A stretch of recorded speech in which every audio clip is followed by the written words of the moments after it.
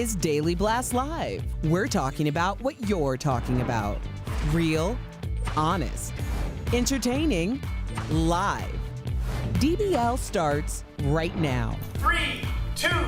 Thank you, Chris. Welcome, everyone, to DBL. It's Thursday, May 27th. I'm Tori here with Lindsay and Erica. It is a ladies' day. Always good to see you. Let's get started because it seems like every single week there's another mass shooting to talk about in America, if not more. And today, of course, we're referring to the mass shooting at a San Jose rail yard that has now left 9 people dead. Police say a gunman opened fire on his coworkers yesterday before taking his own life. There is video of the suspected shooter, who we, of course, are not naming, leaving his house on his way to work. That was captured by his neighbor's doorbell camera. And check out this huge fire at the suspect's home. Authorities believe he actually started it before leaving for the rail yard. There are court records that allege the suspect sexually assaulted an ex-girlfriend and had, quote, alcohol-fueled mood swings, which may have been linked to his bipolar disorder. And now his ex-wife is saying he told her he wanted to kill people at work, but she never believed him. So many questions come up after something like this, right? But today we're asking this specific question. So talk about it with your family members at home. If someone in your family or someone you're close to is struggling with erratic behavior and has access to weapons, do you report it, and to whom? And I think with or without the weapons, you have to think about what you're going to do, because it seems like there were several signs, and in every situation there's several signs of somebody going like really spiraling. And for somebody to even mention that I want to kill somebody, or for somebody to have erratic behavior for months in a row or even years, I'm not sure what the case was in this particular incident. I think we all know when somebody's struggling, whatever it's with, and so we need to figure out what's going on, because people lost their lives because we allowed this to happen, and you're like coddling your family member. So you have to tell somebody. Maybe it's not the police immediately, but there's mental health experts that you have to talk to. But like, who do you go to, right? Like, do I go to the FBI in the phone book? Do I go to like my local police? Or what about a psychologist? Start there, or even a therapist, because then they have patient-client privilege, but not when it comes down to threatening people's lives, right? That's where the line gets crossed, and they can go to the police. Yeah, right. But that comes down to a willingness to participate in therapy. I mean, you can't force someone into therapy.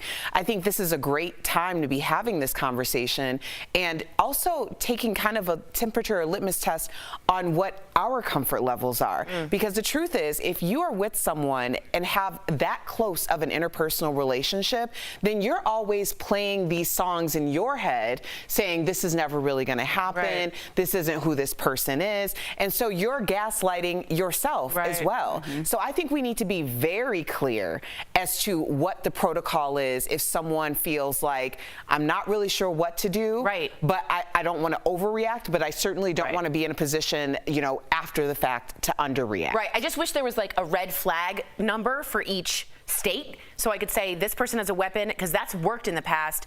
And again, someone brought up, just want to leave you with this, it's a lot of essential workers that have been having some mass shootings. We've had FedEx, we've had the BART station, now this tram station, and you wonder, have all the tension gotten to them as well? So it's an interesting point to bring up as well. All right, we've got some new viral video that people are calling the Boohoo Karen. But first, a quick apology to all the normal, well-behaved Karens out there. We have one who works here. Check it out. I'm the manager of the airport here. That's not Who saw him choking? Who saw him choke me to the ground? Who saw me? I saw you run through the door when you weren't supposed to. And I saw him push you out the door. You deserve I'm pretty sure you're mistaken. Boo-hoo. Boo-hoo. Boo-hoo. You off. Okay, this happened at the Indianapolis International Airport after security allegedly confronted the woman for entering a restricted area. So if you see something like this, I'm going to go back to that same question. Do you speak up and say something, or do you mind your own business? You know me, I like to be in everyone's business. I would be right there with the phone. I would be. I generally mind my own business, but I think when it comes down to the temper tantrum and people who do not know how to behave, that are adults, that are really acting like a Karen, it's something where it really triggers me, especially after this past year. And so I haven't luckily been in that situation, but I feel like if I was, then I would help go get the person in charge just to get her out of there. Yeah, right. If you see a crazy temper tantrum, or do you think would you ever egg someone on? Well, I would probably jump in on the Boohoo right there. Boohoo, Karen. Like, cry me a river, Karen. I agree. What do you think? I generally don't say anything in a situation like that. We had an incident on a flight a couple months ago, and a guy was like being, I won't say that he didn't wear the mask, he eventually put the mask on, but because he was taking so much time, other passengers were like, really, dude? Yeah, right. You know, like they really rallied. And I'm more like, I'm gonna sit back and see what happens. Now, if it's a situation where somebody who is unable to protect themselves might be in danger, then I'll try to like help that person. But I'm not going, like at this point, they have lost all sense of reality. Yeah. So I'm not trying to further their angst by putting myself in the middle of it. That's fair. I do that purposely and sometimes wrongfully. I was out with you, and I thought a man was choking. Do you remember this? Oh, yes, And yes, he yes. wasn't even choking. But that's more Good Samaritan than like you're going against somebody who has probably a little less than you to lose. Very with true. this Karen, and that's always the case. Always the case. Very, very true. All right, speaking of Karens, remember this woman dubbed the Central Park Karen?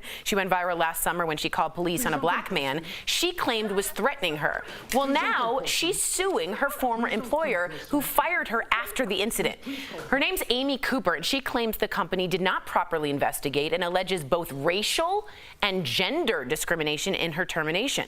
The company, Franklin Templeton, has responded, calling the lawsuit baseless, saying, quote, "We believe the circumstances of the situation speak for themselves and that the company responded appropriately." What do you think of her suing, saying she's the victim of discrimination? And she really is saying, because I'm white, there was a racial discrimination against me. And remember, the gentleman was bird watching in the park. What do you think? Erica, what do you think? I think this is the reason why we have to press charges. Because that's the first indication when you say, well, I was never charged. I was never, And the reason why Christian Cooper didn't press charges was really that he was being bigger than the situation. Right. But because of that, there isn't any like legal implications for her to be like, to be, what is it called? To be seemingly guilty. Right. I also think this has something to do with her executive package. It probably has something to do with the contract and what she was entitled to. Wow. Should she be terminated? So there we are. Entitled is a good word. What do you think? I was talking to Erica about this earlier, and I just think, like, the job didn't paint you racist, sis. You painted yourself racist. Look what you did. This is what we were talking about. Like, you literally are judging. You literally called the police on somebody, acting like you were in complete distress when Christian Cooper was literally bird watching in the park. And now you're saying that you lost your job and you're embarrassed. Mind you, you were a leader of a company that had the privilege to hire and fire people, and you show that you don't understand race in a thorough enough way to have that role, and you're mad that you lost that role. And you always talk about morals clauses. It's probably a morals clause in there that you can't be racist or deemed racist by your company and keep your job. So she needs to stop crying. Boohoo, Karen number 2. Ooh, we'll be right back with the Friends reunion. Everyone's talking about Boohoo to you. We'll see you soon. Closed captioning provided by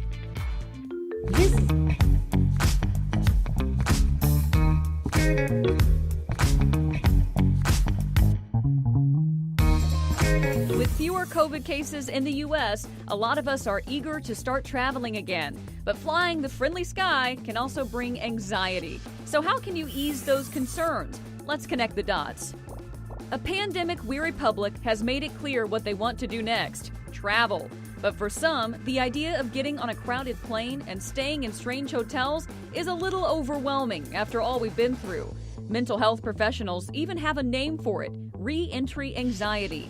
They report both vaccinated and unvaccinated people are expressing concerns about returning to in-person activities. So what can you do about it? First things first, if you have extreme anxiety, contact a medical professional. But if you are simply worried or feeling unsafe, there are some things you can try. Experts recommend exposure therapy, allowing you to ease back into situations. The key to this is to start off slowly. That means if you are worried about restaurants in a strange city, try going out to one in your hometown that you are comfortable with. If a long plane ride is the issue, try a shorter trip first. If a big hotel with a crowded lobby is your concern, you can book an Airbnb. Experts also recommend accepting that you will feel anxious. Just acknowledging that anxiety is expected and normal can bring comfort. And that's connecting the dots on travel anxiety.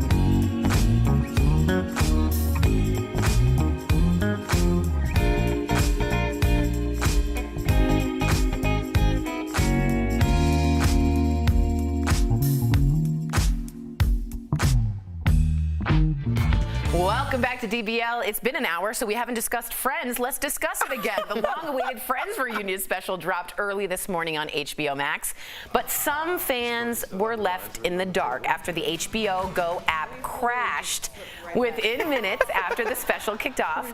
Those who did get to watch said the show stayed on familiar ground by looking back at past episodes. Oh, the kiss. Oh, the kiss. But it didn't address Matthew Perry's addiction issues he faced during the run of the show, or the lack of diversity, which we've actually talked about here on the show among the cast. Still, there were some very definitely buzzworthy moments, like when Lady Gaga and Lisa Kudrow jammed out to Smelly Cat. Take a look. Smelly cat, what are they feeding you? Smelly cat, it's not your fault. I still think it's better when it's just me. It is. It is. It really is. David Schwimmer and Jennifer Aniston also dropped a bombshell about their off-screen relationship. Have a little look-see. I had a major crush on Jen. And I think we both, at some point, we were both crushing hard on each other, but it was like two ships passing because one of us was always in a relationship.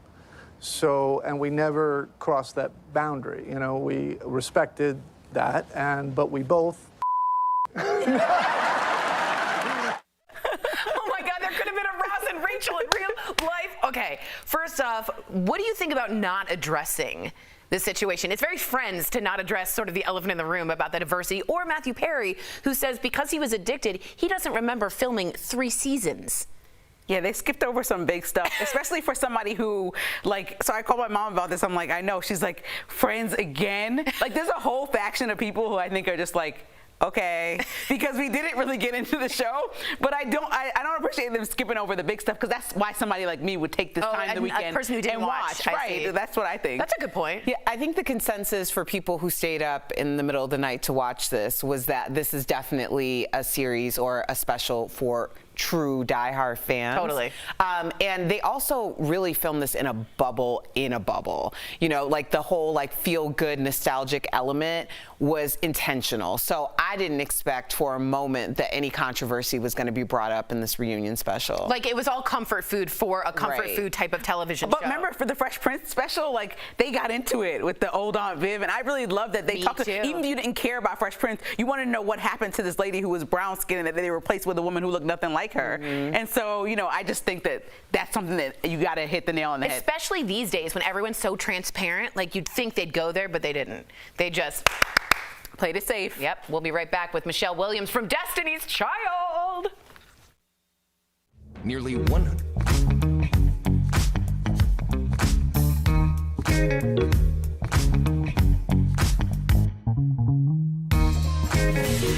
Scientists now believe immunity against coronavirus could last years, but only if you meet a couple of criteria. Let's connect the dots. Researchers found people who recovered from COVID and then were vaccinated could have long-lasting immunity. That means they will probably not need booster shots. Unfortunately, the same is probably not true for people who just had the vaccine or people who had COVID but aren't vaccinated. The problem with viruses is they are always changing, and those variants can mess everything up.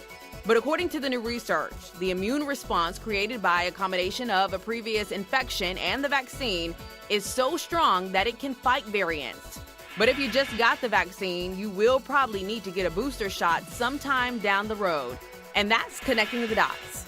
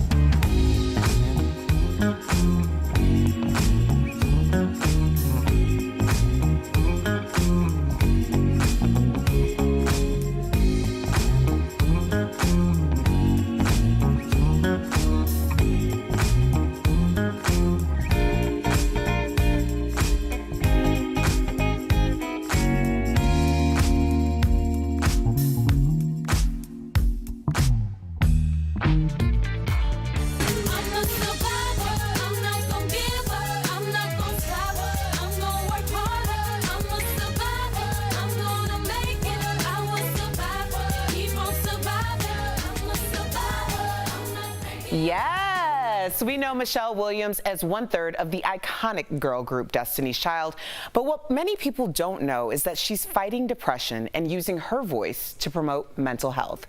We spoke with her earlier in today's Chatting with the Stars. Michelle, welcome to DBL. Hey, hey. Thanks y'all for having me. What's going on? Girl, before we get into everything, I have to congratulate you on your book, because I have to tell you that your transparency will save lives. Your advocacy for mental health awareness will save lives. So first and foremost, thank you for that.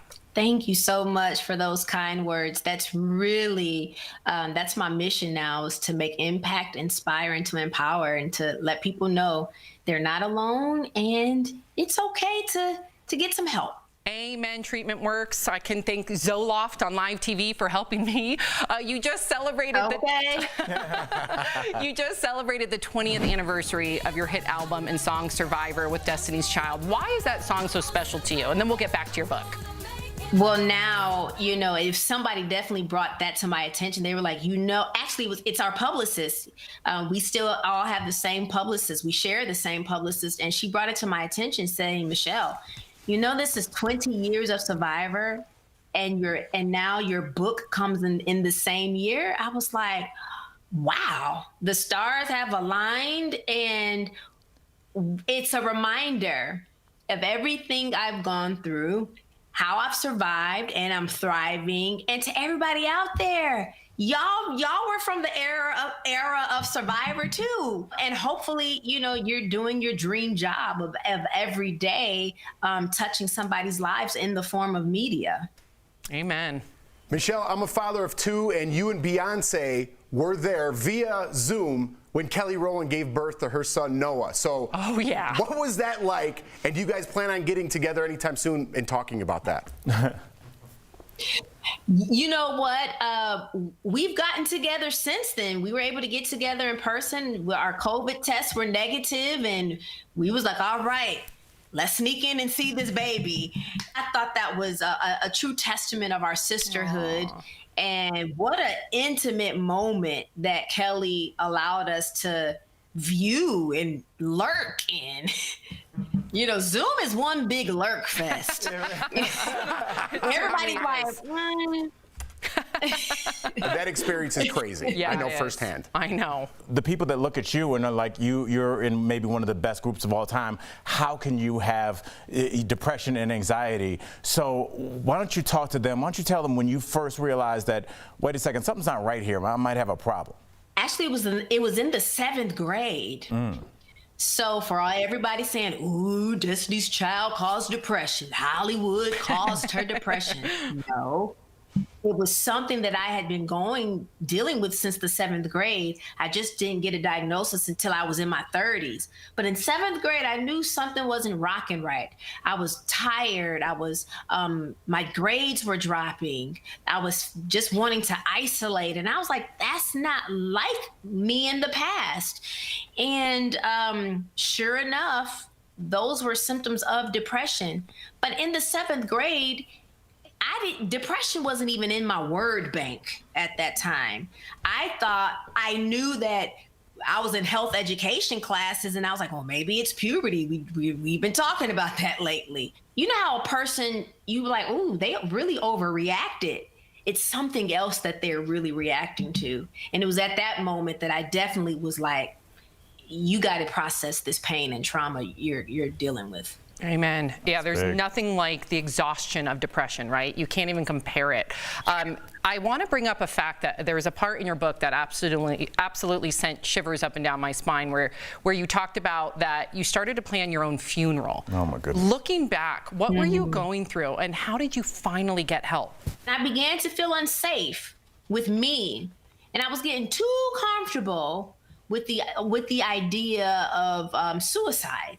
And how comfortable I was to even say, you know what, I want white orchids, I want this scripture read. And now I still want white orchids, but 50 years from now. Right. That's on record. Yeah, and being an advocate for mental health, like I said, you are saving lives. We need to. Sam, I'm getting regular segment vibes. We need right to have more of her. So DBL Nation, get your copy of Michelle's life-saving new book, Checking In. We appreciate you, Michelle, and all your transparency. We'll be right back. Thank you. Thank y'all for having me. Promotional consideration is...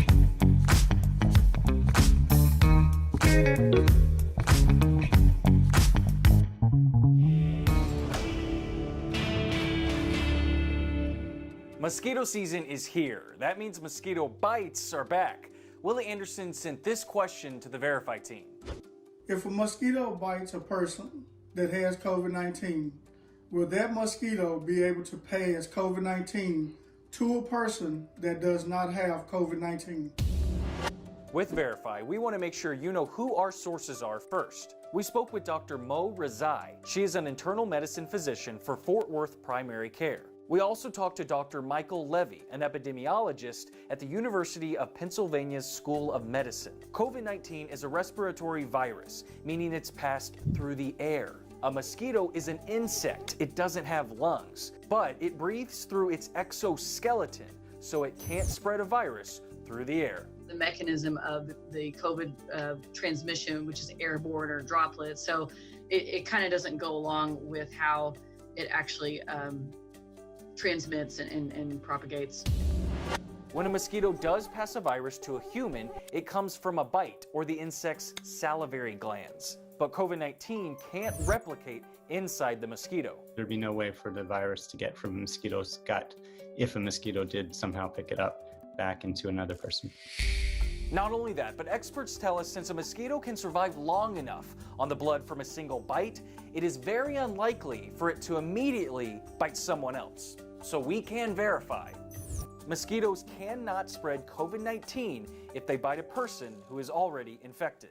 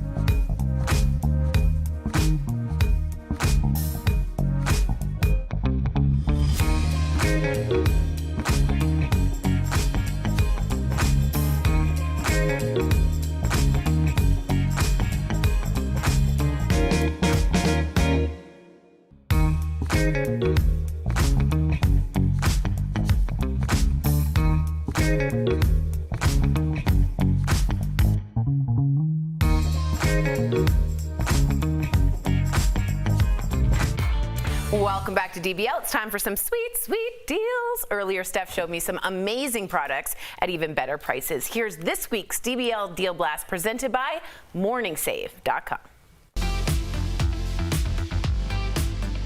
What do you have for us today, Steph? Hey, Tori, I'm here with some great products and deals for you guys. So first up, I have something that will help you relax after a long day on your feet. It's the Viva Spa Shiatsu Air Pressure Foot Massager with 360-degree heat. Normally, it's as much as $199. We've got it for only $79. saving up to 60%. That's what I like, y'all. Kneading the arch and soles of your feet will touch your actual sole. Okay, now Tori, giving your skin some extra love and hydration is never a bad thing. So that's where the Caroline Chew anti-aging face and neck serum set comes in handy. So this set is a concentrated complexion brightening treatment that will help soothe irritated skin and reduce dark spots. So that's what I have. Normally, it's as much as $145. I know. We've got it for only $39, saving up to 73%. Oh, I love a good steal on a complexion. Next up, I've got the perfect items to help you get from A to B, no matter where your trip is taking you. It's the Ivory Ella by Conair Diamond Mosaic Tote and Weekender. Ooh. So normally this is as much as $80. I can see that. Yeah. We've got it for only $29, saving up to 64%. Oh, you can put all the savings in the bag. Okay, last, now that the warmer weather is here, finally, it's time to bring out the ice and pour your favorite drinks by the pool. Ooh. And this 2-pack Cambridge 20-ounce insulated Americana tumblers are what everyone needs. So normally these is as much as $52. I know, but we've got them for only $24, saving up to 70%. Show your patriotism and keep your drinks cold and safe. Head on over to morningsave.com to snag these amazing deals at the lowest prices. You can even visit morningsave.com on your smartphone. Steph, as always, you are the savings wizard. Thank you so much. She really is. And I just wanted to address the Michelle Williams interview, which I thought was amazing. Depression can often make you so tired you don't want to save yourself. So if you know someone like that, just try and help them even make a phone call. Like do the bare minimum. Open the windows to get some light in. Just that much. And I love that she clarified that it wasn't from Destiny's Child and the fame that made her sad or depressed afterwards. She said it's been since 7th grade. So that's crazy. That's a lot of us. Sending her love. Good transparency. DBL's new every day. We'll see you same time, same place tomorrow. Bye, y'all.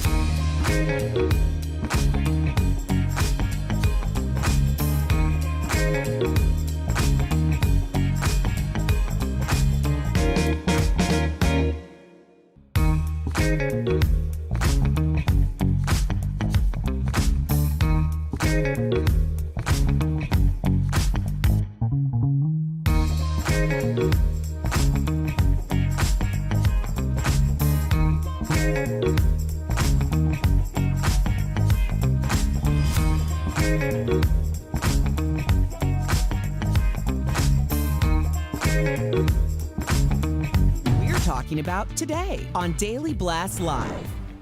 Another mass shooting when a man goes on a rampage, gunning down coworkers in California. Were warning signs missed?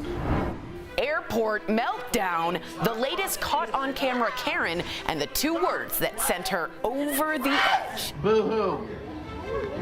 Boohoo. Boohoo. A college student disappears on his way home for winter break. The disturbing clues in True Crime Chronicles. I try to make it make sense, and it doesn't. And the internet's creepiest urban legends, from the Momo challenge to the Watcher House. Stories to make your skin crawl in the Jeff Files.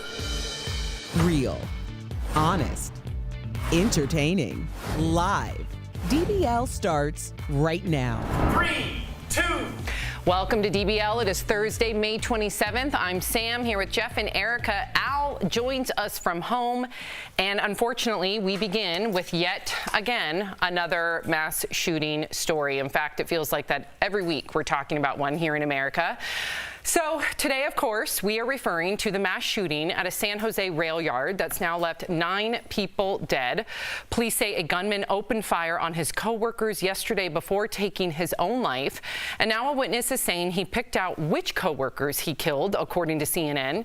There is video of the suspected shooter, who we are not naming. That is our policy on this show, leaving his house on his way to work. That was captured by his neighbor's doorbell camera. Now check out this huge fire at the suspect's home. So authorities believe he started it before leaving for the rail yard. Now, there are court records that allege that the suspect sexually assaulted an ex-girlfriend and had, quote, alcohol-fueled mood swings, which may have been linked to his bipolar disorder. Now his ex-wife is coming forward. He told her he wanted to kill people at work, but she never believed him. So, of course, many questions come up after something like this. But today, we're going to focus and we're going to ask you, the panel, if someone in your family or someone you're close to is struggling with erratic behavior and has access to weapons, do you report it? Erica, what would you do? I think that we need to be more transparent about this conversation, because this is something that people don't know. Who do you call when someone makes a call like that? Do you try to get them involuntarily detained? You can't force them into therapy, but the truth is most people are going to do what's in their comfort zone. You're going to assume, okay, well, they've never done anything like this before. Maybe they're just an excited utterance. You're going to do something that makes you comfortable even being in the presence or living under the same roof as that person, which means that you're gaslighting yourself. So we need to be very clear about what the protocol is for something like this. Yeah, I'm going to bounce off of what Erica said. I think that's a great idea. When there's a fire in your home, you stop, drop, and roll, right? You learned that as a kid. There needs to be something like that when you see someone who has access to weapons and you obviously see there's mental health. I mean, people point it out on Facebook, but how many people take advantage of that situation? How many people bring racism into that? We've seen that with the quote-unquote Karen stories, not to make light of this, but this is a serious problem that we need to get a hold of, and we need to have something familiar and bring up generations with it, because I don't see it going away because we're not doing anything to stop it, and I don't know how to stop it. Yeah, I think they bring up a really good point, Al, and please, DBL Nation, write in, what is the protocol, right? Of course, if you find out that someone in your family, and none of us are going to know what we would do until we're in that situation, but to not have like a standard protocol, like you call this number, someone comes, they remove those weapons, they 5150 them, which means that they involuntarily put you to get some mental health care evaluations. Why don't we have this protocol? Because I would imagine all of us would rather have our loved ones get help than go down in history as a mass shooter taking the lives of innocent people. Well, Sam, I think this is the problem. I think that we have conversations and then we forget that they apply to other conversations. I'll give you an example. The state of Texas, we talked about earlier this week, is talking about just making it so that basically not only is it an open carry state, but you can just go get a gun if you want one. So what would you say if you said, hey, I see a weird guy walking around with a gun? They'd say, well, everybody has one. Don't forget, guys, we don't talk about it because the story was buried for some strange reason. But remember the bomb that went off in downtown Nashville that no one's ever mentioned? Well, his wife said a year ahead of time that he was making a bomb in the basement and nothing happened, and it exploded in downtown Nashville on Christmas Day and nothing happened. So I don't think that we can keep acting surprised. I'm not an actor. Jeff, you've been in movies. How should I act surprised?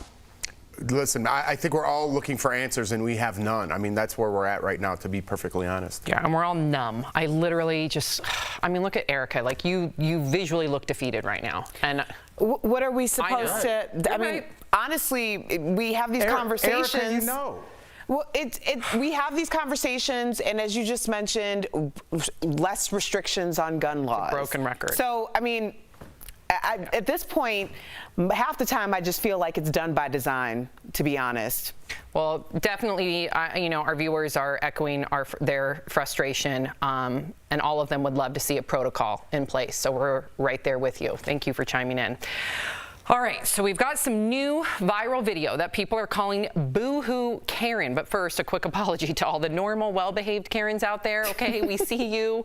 All right, check this out. This happened at the Indianapolis International Airport, okay? I think we have video. I'm the manager of the airport here. That's not Who saw him choking? Who saw him choke me to the ground? Who saw me? I saw you run through the door when you weren't supposed to, and I saw him push you out the door. You deserve it. You're mistaken. Boo-hoo. Boo-hoo. Boo-hoo. You off. So this, again, happened at the Indianapolis International Airport after security allegedly confronted the woman for entering a restricted area. She was not supposed to go through a certain door. So if you see something like this, do you speak up? Do you say something, or do you just mind your own business? What would you do, Jeff? I'm glad that happened. Oh, you mean if I was in the audience? I would probably be the one tackling her. I would like to be anyways, in my head.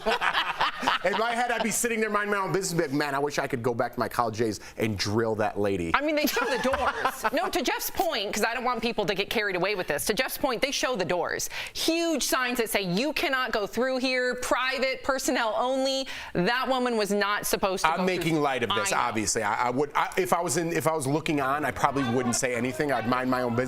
But I'm glad somebody does. People, we talked about this yesterday, Sam, do not respect or have any, they do, with authority, they just dismiss it. Do not enter. Well, I need something for myself, and I'm so selfish that I'm just going to do it anyway. That's where we're at in the world. And if things like this happen to you, don't complain about it. What do you think, Erica?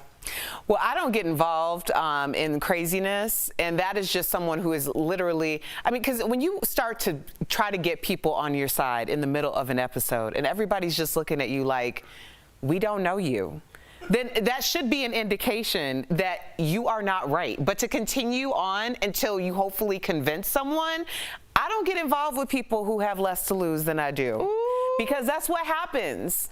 Al, what were you thinking when you saw this? Again, almost in a much more toned down way, this is another example of mental health. I think this person should have to show some paperwork before they're allowed back on a plane, because we'd be treating this story a lot differently as a country if that was a Muslim American male. Yeah. If he was trying to rush the doors, people would be like, well, what was his purpose? What was he doing?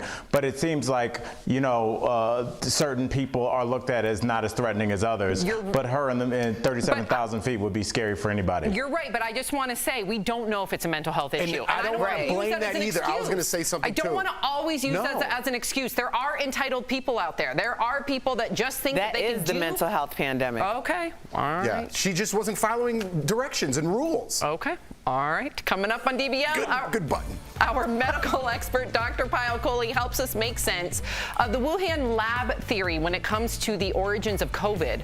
From the terrifying Momo challenge to the reason why no one ever dies at Disney, we're uncovering terrifying internet urban legends in the Jeff Files. And the Friends reunion is finally out, and we're showing you the moments you might have missed later in the show.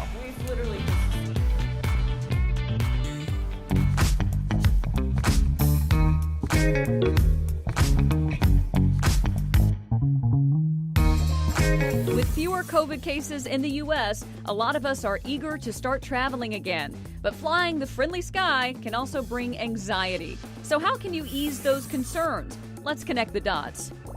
A pandemic-weary public has made it clear what they want to do next: travel. But for some, the idea of getting on a crowded plane and staying in strange hotels is a little overwhelming after all we've been through. Mental health professionals even have a name for it: re-entry anxiety. They report both vaccinated and unvaccinated people are expressing concerns about returning to in-person activities. So what can you do about it? First things first, if you have extreme anxiety, contact a medical professional. But if you are simply worried or feeling unsafe, there are some things you can try. Experts recommend exposure therapy, allowing you to ease back into situations. The key to this is to start off slowly. That means if you are worried about restaurants in a strange city, try going out to one in your hometown that you are comfortable with. If a long plane ride is the issue, try a shorter trip first. If a big hotel with a crowded lobby is your concern, you can book an Airbnb. Experts also recommend accepting that you will feel anxious. Just acknowledging that anxiety is expected and normal can bring comfort. And that's connecting the dots on travel anxiety.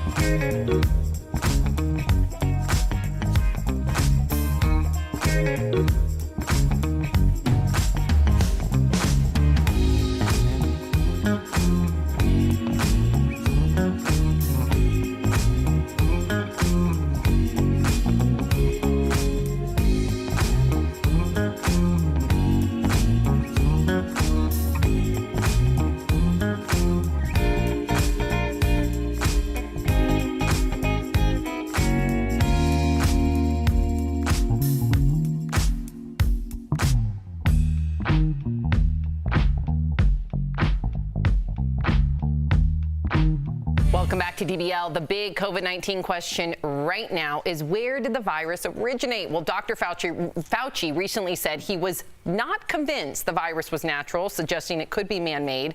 But just days ago, he seemed to sway the other way. Listen.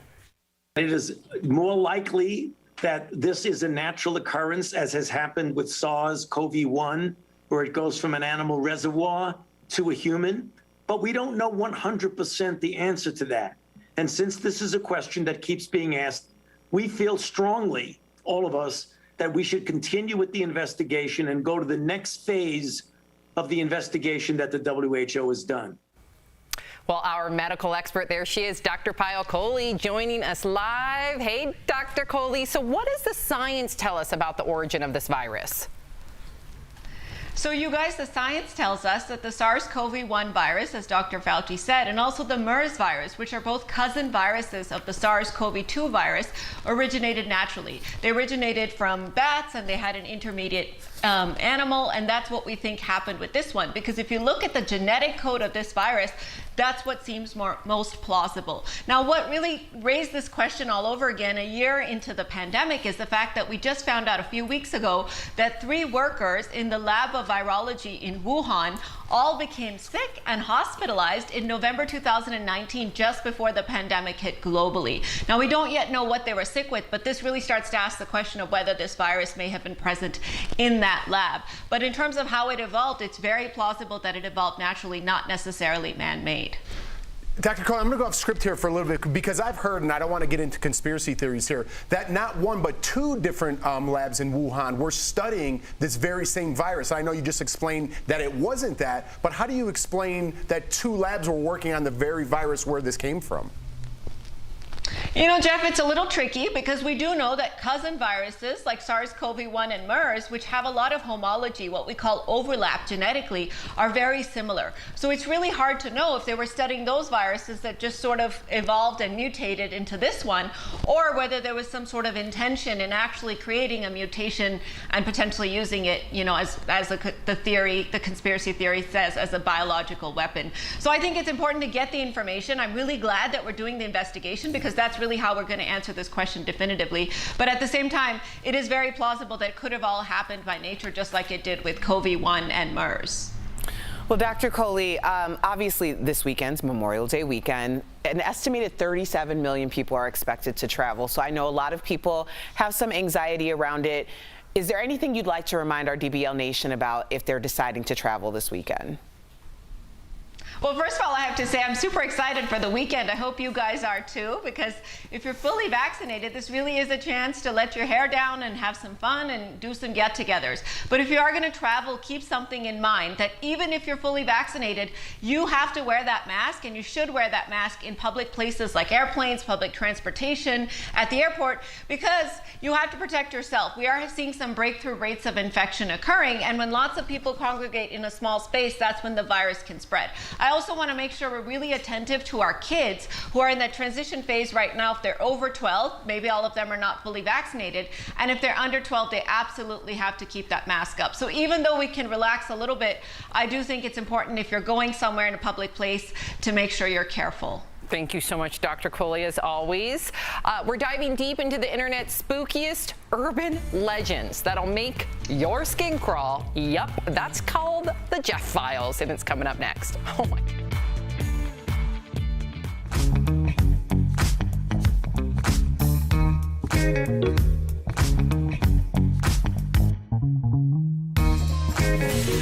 Scientists now believe immunity against coronavirus could last years, but only if you meet a couple of criteria. Let's connect the dots.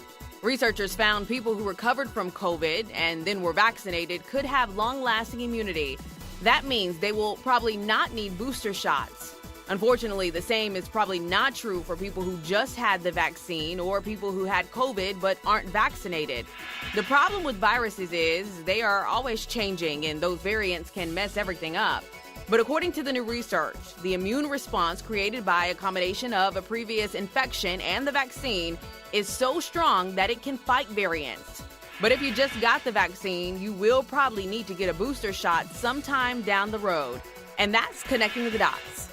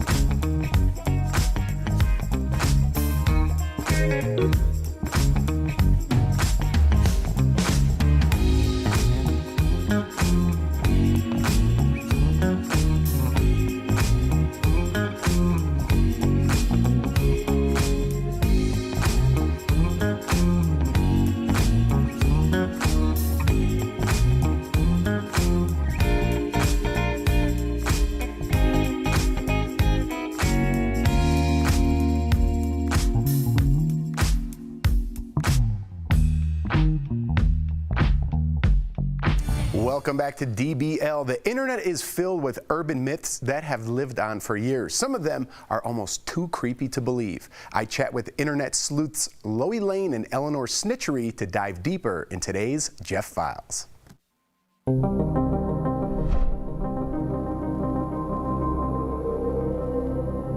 Loie Lane and Snitchery, thank you for coming on DBL. Now, you guys are known as the Gruesome Twosome and hosts of the podcast Internet Urban Legends, the latest Spotify original from Parcast. Now, let's dive into one of the biggest internet myths, the Watcher House. When a New Jersey family moved into a new home, they began receiving disturbing letters. The first time I read the letters, I got goosebumps. I've never seen anything like it outside of kind of a horror movie. This family in New Jersey bought their dream home, then started getting creepy letters, and the letters mentioned weird things like blood and secrets in the basement. And this watcher claims he told the last family to move out. One letter saying, "All of the windows and doors allow me to watch you and track you as you move through the house." You guys looked into this. What's going on, and why is the internet so invested in this one? There, we did an entire podcast episode, of course, on it, and it's still like, I don't think that anyone can fully understand what is going on with the Watcher House. But essentially, this family buys their dream house, starts doing renovations on it, and they start getting like these weird, threatening letters from someone, basically telling them that they're messing up the integrity of the home, and they've been watching the home for decades and decades. It's just like everyone's worst nightmare, I think. Like moving into a house and finding out that it comes with a built-in stalker. Yeah. I think it's a real estate hoax. Okay, I think it's a real estate hoax. That's I'm good. so convinced they are suing the previous owners. And this is my other theory. This is a little tinfoil hatty, but bear with me. This town, Westfield, is known for two things and two things only. There's the infamous murder that we talked about on the podcast in the 70s, and it's where the Addams Family creator was born. It's a spooky town. A little part of me thinks that this might be part of a collective tourist trap. I'm with you. I think that's a good theory, but I just bought a new home, and if I had a letter about ghosts and blood in the basement, I would move out. So guys, let's talk about the Momo challenge because it went viral years ago. We even talked about it on this show. Online people are claiming this thing pops up in children's YouTube videos. It is a hoax. It was nuts, and sadly, a young girl died over this. Police had to issue warnings on Facebook, and even Kim Kardashian posted pleading for YouTube to remove it. You talked about it on the Urban Legend podcast. Why were so many people convinced this was real? I think because it came from kids. The kids thought it was real, right? Like, I think kids are easier to convince. So collectively, the adults maybe bought into it. It's also genuinely a scary image.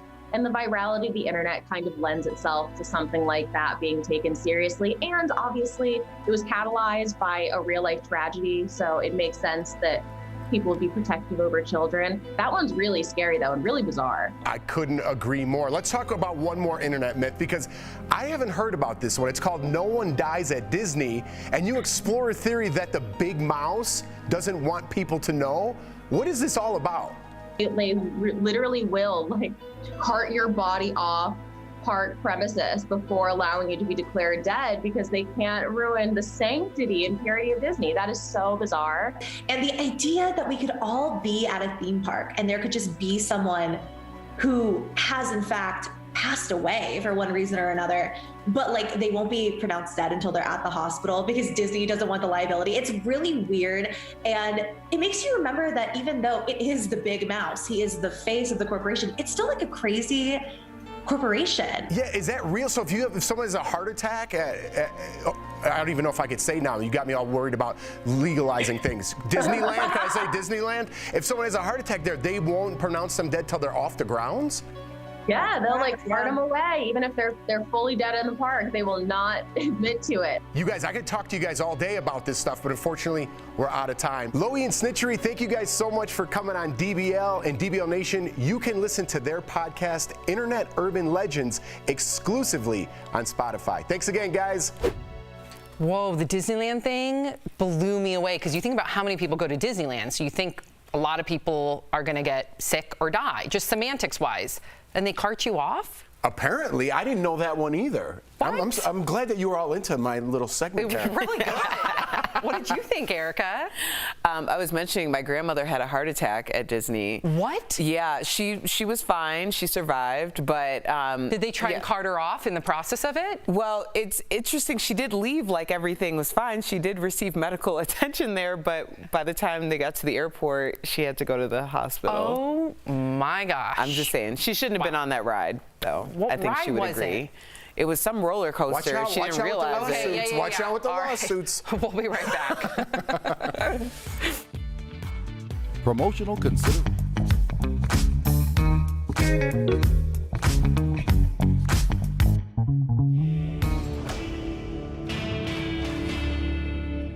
Mosquito season is here. That means mosquito bites are back. Willie Anderson sent this question to the Verify team. If a mosquito bites a person that has COVID-19, will that mosquito be able to pass COVID-19 to a person that does not have COVID-19? With Verify, we want to make sure you know who our sources are first. We spoke with Dr. Mo Rezai. She is an internal medicine physician for Fort Worth Primary Care. We also talked to Dr. Michael Levy, an epidemiologist at the University of Pennsylvania's School of Medicine. COVID-19 is a respiratory virus, meaning it's passed through the air. A mosquito is an insect. It doesn't have lungs, but it breathes through its exoskeleton, so it can't spread a virus through the air. The mechanism of the COVID transmission, which is airborne or droplet, so it kind of doesn't go along with how it actually transmits and propagates. When a mosquito does pass a virus to a human, it comes from a bite or the insect's salivary glands. But COVID-19 can't replicate inside the mosquito. There'd be no way for the virus to get from a mosquito's gut if a mosquito did somehow pick it up back into another person. Not only that, but experts tell us since a mosquito can survive long enough on the blood from a single bite, it is very unlikely for it to immediately bite someone else. So we can verify. Mosquitoes cannot spread COVID-19 if they bite a person who is already infected.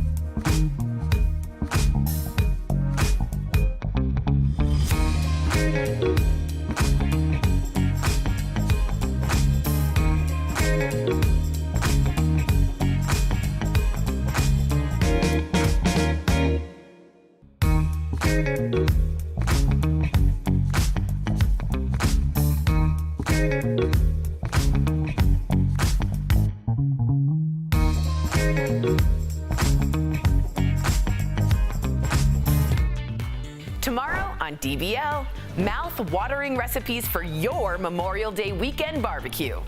Chef Gernard is grilling up a feast tomorrow on DBL. If you're leaving us, you can watch the second half of the show on Facebook or YouTube, chat with other viewers, leave your comments, and be a part of our DBL Nation. But if you're sticking around, here's what's coming up. The Friends reunion, you guys. It is finally out, and we have the moments everyone is talking about. Plus, a college student vanishes on his way home from winter break. Why nothing adds up in True Crime Chronicles. And a big thank you to our co-workers watching from home right now. DBL is new every day. We'll be right back.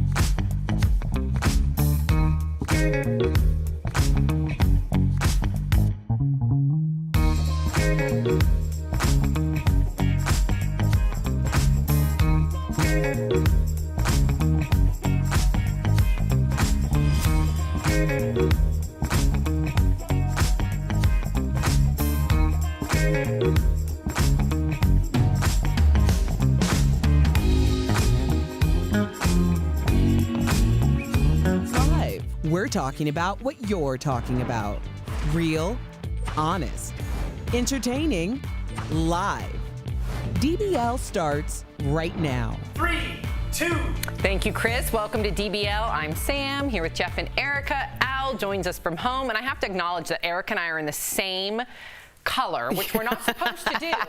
And bless her heart, our wardrobe stylist, as soon as I was walking in, I checked my phone, and she had texted me like an hour prior going, just don't wear like a orangey red today. So my fault. No, but it's funny though, because this is the second time with the same jumpsuit, that color, that outfit, but it's like if you're close, if we're far away, this could be red and that could be orange, but it just merges together. So we had to separate so y'all would know that I'm Erica and she's Sam. There wouldn't be any other way to tell us Otherwise, apart. people at home are completely confused. We put Jeff in the middle. All right, let's get right to it. The long-awaited Friends reunion special dropped early this morning on HBO Max, but some fans were left in the dark after the HBO Go app crashed within minutes after the special kicked off. Those who did get to watch said the show stayed on familiar ground by looking back at past episodes, but didn't address Matthew Perry's addiction issues he faced during the run of the show, or the lack of diversity among the cast. Still, there were definitely some buzzworthy moments, like when Lady Gaga and Lisa Kudrow jammed out to Smelly Cat. Watch. Smelly cat, what are they feeding you? Smelly cat, it's not your fault. I still think it's better when it's just me. It is. And David Schwimmer and Jennifer Aniston also dropped a bombshell about their off-screen relationship. Did you guys know this? Have a look. I had a major crush on Jen. I think we both, at some point, we were both crushing hard on each other, but it was like two ships passing because one of us was always in a relationship. So, and we never crossed that boundary. You know, we respected that, but we both.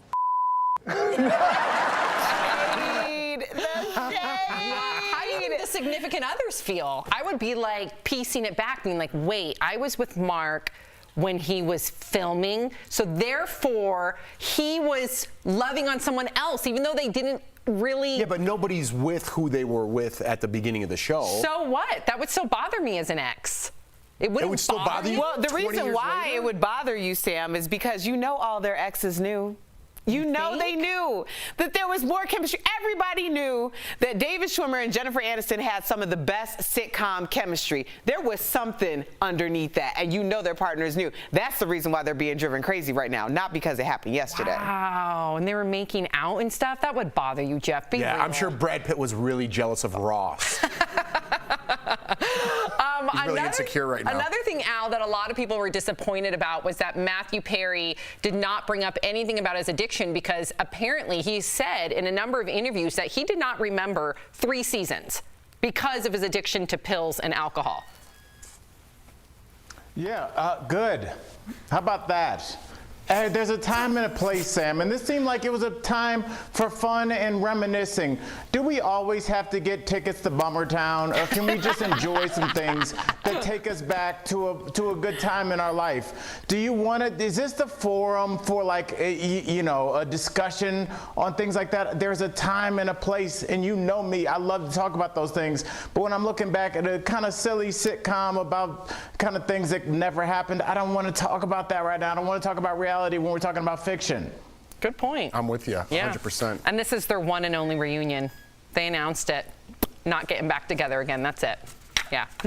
So, all right. So big news for fans of Sex and the City. Chris Noth. Is it Noth? Yeah. Oh, who played Mr. Big, is coming back for the reboot. The show's executive producer confirmed the news, saying, quote, "How could we do a new chapter of the show without Mr. Big?" Chris played, of course, Carrie's on again, off again, on again, off again boyfriend and later husband on the show for all 6 seasons and in the 2 movies. And John Corbett, who played Carrie's other love interest, Corbett, rather. Aiden also confirmed he will be back for the 10-episode reboot. The show begins filming this summer, but no word when it will debut. So what do you think about Mr. Big returning, Erica? Duh. We all knew. I mean, John Corbett was a bigger shock than Chris Noth returning, because in the end of the second movie, he doubles down, like, never take your ring, basically saying never take your ring off, like, we're doing this thing. But I don't know how Aiden keeps popping up. Like, if you had an ex that popped up that much, I would be questioning some things. The viewers love Aiden. They're doing it for the viewers. But why is he still around? around. Because the viewers love Aiden. It's New York City. You're not running into your ex that much unless you're Luann de Lesseps on this season of Real Housewives of New York. Y'all need to check that out. Yeah, and she also, Luann, let's just talk about, has like the same, she can look into her ex's. That's what I'm talking about. Tom of all of them. That's bad. You guys didn't even look at me once that whole conversation. Was an Erica that was like, there was like a beam going across there, and I was like, I have a story for you that you might be interested in. You do? I do. Well, let's hear it. So Kim Kardashian is dealing with a setback in becoming a lawyer. In a new clip from Keeping Up with the Kardashians, Kim confesses that she failed the baby bar. So the law exam first-year students are required to take in California in order to continue their studies. That's what she failed. Watch. You needed a 560, you got a 474. That's extremely close on a test that most people are not taking in the middle of a pandemic. I am a failure. You're not a failure, Kim. I spent, 6 weeks straight, 10 to 12 hours a day studying, and it was so important for me to take this, and to not pass gets your spirit down and just makes you want to give up. I wanted to hear from you because you always talk about how your failures have made you a better person. I mean, all of us. Well, that's good. I was wondering how you were going to transform the Kim K story into me. Well, I read the scripts before I sit here, right? I have an idea of who I want to go to. Sometimes you're running in late. I don't know what's going on. You know the scripts I can access from my phone, right? I'm just kidding. Yes, you make a great point. It's called accountability. Jeff, she clearly doesn't have time to check her text from our wardrobe stylist. So yes, I'm on your team. I don't get texts in the studio, Albert. I don't. You know that. You're welcome. Upgrade your plan. Okay, you have chimes going. Every time we go to you, there's something chiming in the background. It's really annoying. Distracting. I made a steak and the timer won't stop going off. Yeah, can you, while I talk to Jeff, can you go remove that timer, please? You're making a mistake. And then I'll handle the timer. Let's hear from Jeff. Go ahead, story's gone. Go ahead, Jeff. What do you make of I was going to say accountability. What she's doing right there is saying, I failed, I'm a failure. That means she's going to go on and get it, I believe, anyway, because she's putting her stuff out there. What I want to share with is that I also failed the test one time in my life. Well, I failed many, but I got my real estate license, but I failed the first time. Wait. You have your real estate license? I did. How are you just finding this out? Well, I don't have to blab all my business every day. Why did you get a realtor for your new home? Why didn't you represent yourself? Because I was in Chicago and it was 20 years ago. And you can't. And you'd have to take a different test. And he actually wanted to get a house in Colorado, which is nearly impossible these days. Anyways, yeah, so I passed the second time, but never used it, and I believe Kim K will as well. You really got to take care of that, Al. Why is Al making a steak in the middle of a show? So unprofessional. I'm hungry. What? Seriously? What temperature is it, Al? Is it medium rare? Because that thing has to be cooked 5 times over. It's medium, and now it's going to be a brick because I left it on the stove and it's covered, so there's no flavor left in it. It's just top steak in the middle of our show. It was marinating and it was ready. You work an hour a day, Al. You work an hour a day. We'll be right back. I have time to check my text messages from our wardrobe stylist. Closed captioning. With fewer COVID cases in the U.S., a lot of us are eager to start traveling again. But flying the friendly sky can also bring anxiety. So how can you ease those concerns? Let's connect the dots. A pandemic-weary public has made it clear what they want to do next: travel. But for some, the idea of getting on a crowded plane and staying in strange hotels is a little overwhelming after all we've been through. Mental health professionals even have a name for it: re-entry anxiety. They report both vaccinated and unvaccinated people are expressing concerns about returning to in-person activities. So what can you do about it? First things first, if you have extreme anxiety, contact a medical professional. But if you are simply worried or feeling unsafe, there are some things you can try. Experts recommend exposure therapy, allowing you to ease back into situations. The key to this is to start off slowly. That means if you are worried about restaurants in a strange city, try going out to one in your hometown that you are comfortable with. If a long plane ride is the issue, try a shorter trip first. If a big hotel with a crowded lobby is your concern, you can book an Airbnb. Experts also recommend accepting that you will feel anxious. Just acknowledging that anxiety is expected and normal can bring comfort. And that's connecting the dots on travel anxiety.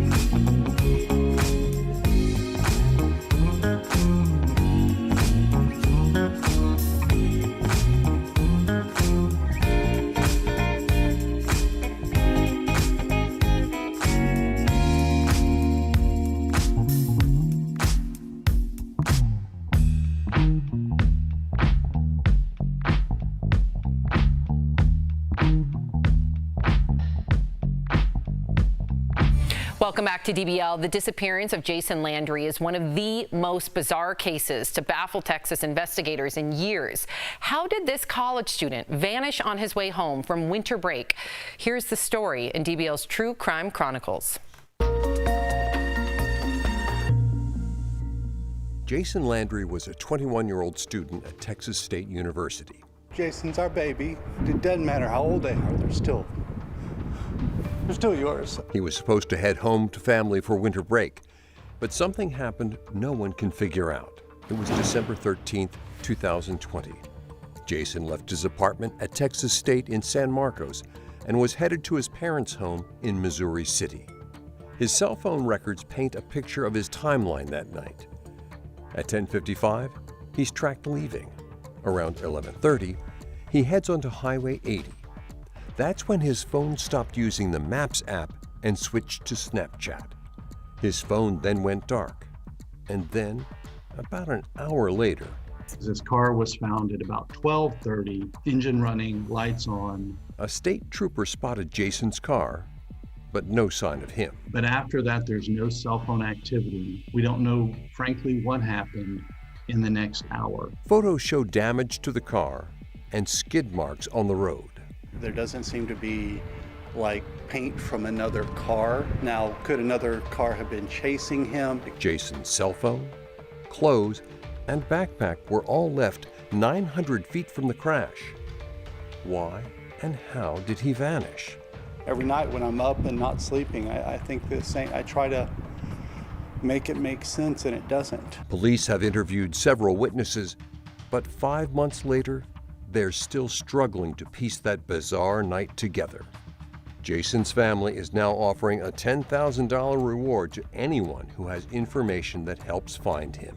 He was a great kid, and he wouldn't run away. That's not him. He would not stay away willingly. So until we know something, we're gonna keep hoping and praying.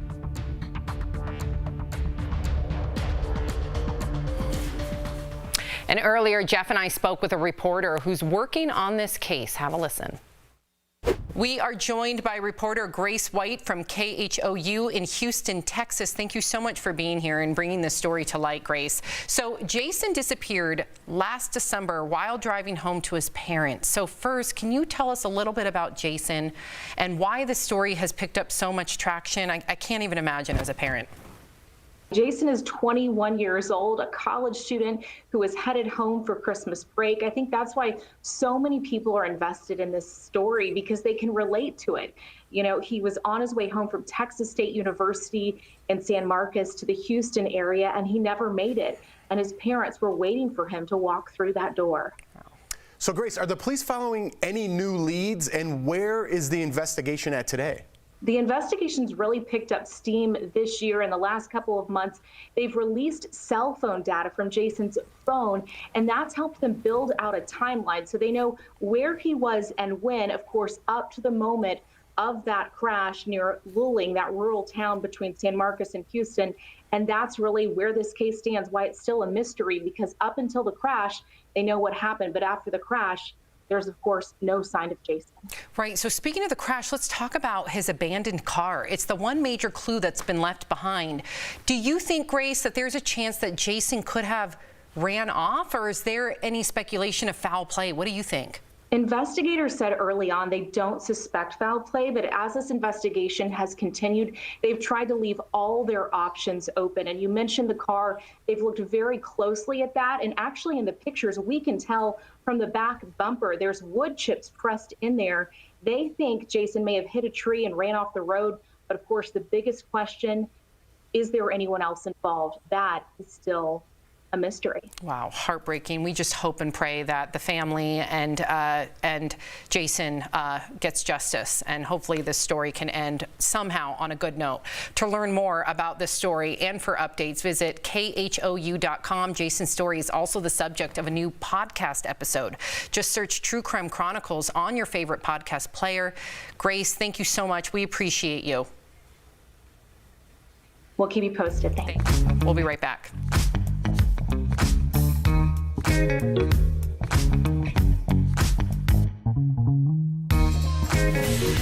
Scientists now believe immunity against coronavirus could last years, but only if you meet a couple of criteria. Let's connect the dots.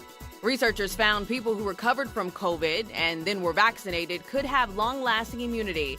That means they will probably not need booster shots. Unfortunately, the same is probably not true for people who just had the vaccine or people who had COVID but aren't vaccinated.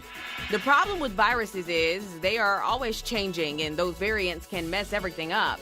But according to the new research, the immune response created by a combination of a previous infection and the vaccine is so strong that it can fight variants. But if you just got the vaccine, you will probably need to get a booster shot sometime down the road. And that's connecting the dots.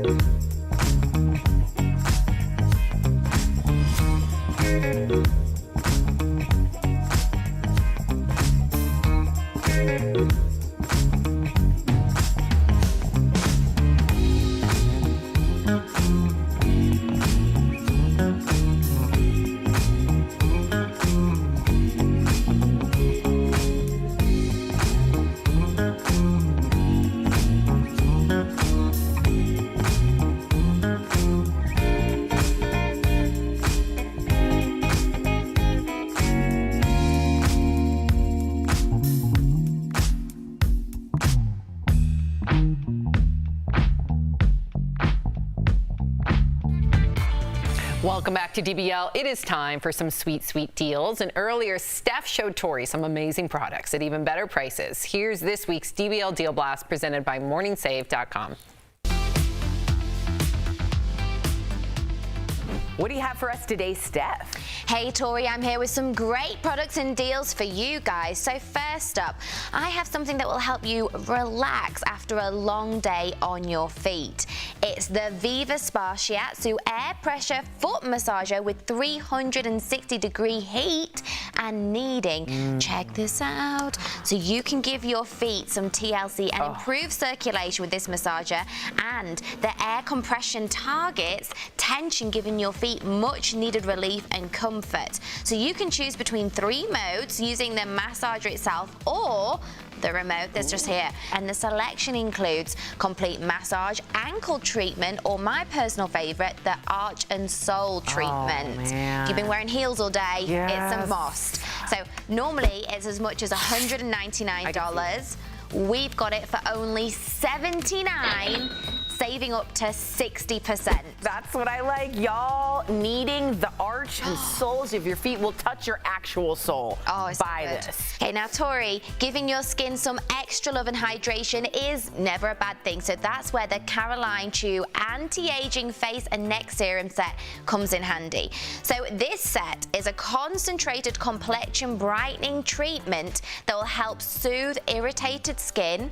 It's going to reduce redness, even help skin tone, and reduce dark spots. So that's what I have. So it promotes overall skin wellness and rejuvenates the appearance of the skin, and it has super antioxidants to fend off against ultraviolet rays, which is perfect for the warmer summer months. Normally, it's as much as $145. I know. We've got it for only $39, saving up to 73%. Oh, I love a good steal on a complexion. I honestly have so many dark spots that brightening, and then I also need neck serum. Love that. Great price. Next up, I've got the perfect items to help you get from A to B, no matter where your trip is taking you. It's the Ivory Ella by Conair Diamond Mosaic Tote and Weekender. So it's perfect for upcoming travel and weekend getaways. The tote has plenty of space and is casual yet super fashionable. It's perfect for daily use and has multiple pockets to keep all your items organized. And the Weekender is as great as a travel bag. You can use it as a gym bag, shopping bag, you name it, it's perfect. And the two straps on each side give an easier grip. So normally this is as much as $80. I could see that. Yeah. We've got it for only $29, saving up to 64%. Oh, you can put all the savings in the bag. Love it. You can put all the goodies in the bag. I love that. I love that too. And I also have to just say, if you're a mom, you're a dad, you're dealing with a ton of stuff for your like diapers with the babies and stuff, great bag. It's like a Mary Poppins bag. Lots of stuff comes out. All right, what else? Okay, last, now that the warmer weather is here, finally, it's time to bring out the ice and pour your favorite drinks by the barbecue or pool. And this 2-pack Cambridge 20-ounce insulated Americana tumblers are what everyone needs. The 20-ounce double wall tumbler will keep your drink cold without frequent trips to the cooler for more ice. And the lid provides a tight vacuum seal when it's in place, so you don't have to worry about spilling your favorite beverage. Which I do. So normally these is as much as $52. I know, but we've got them for only $24, saving up to 70%. That's unbelievable. 4th of July is going to be the biggest 4th of July we've ever had. Show your patriotism and keep your drinks cold and save. And stylish. And stylish. I love this. Head on over to morningsave.com to snag these amazing deals at the lowest prices. You can even visit morningsave.com on your smartphone. Steph, as always, you are the savings wizard. Thank you so much. We'll be right back.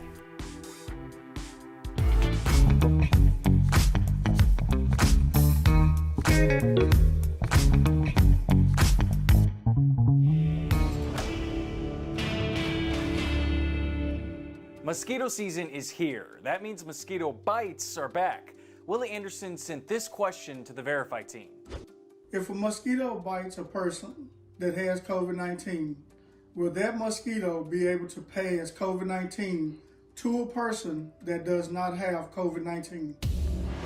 With Verify, we want to make sure you know who our sources are first. We spoke with Dr. Mo Rezai. She is an internal medicine physician for Fort Worth Primary Care. We also talked to Dr. Michael Levy, an epidemiologist at the University of Pennsylvania's School of Medicine. COVID-19 is a respiratory virus, meaning it's passed through the air. A mosquito is an insect. It doesn't have lungs, but it breathes through its exoskeleton, so it can't spread a virus through the air. The mechanism of the COVID transmission, which is airborne or droplets, so it kind of doesn't go along with how it actually transmits and propagates. When a mosquito does pass a virus to a human, it comes from a bite or the insect's salivary glands. But COVID-19 can't replicate inside the mosquito. There'd be no way for the virus to get from a mosquito's gut if a mosquito did somehow pick it up back into another person. Not only that, but experts tell us since a mosquito can survive long enough on the blood from a single bite, it is very unlikely for it to immediately bite someone else. So we can verify. Mosquitoes cannot spread COVID-19 if they bite a person who is already infected.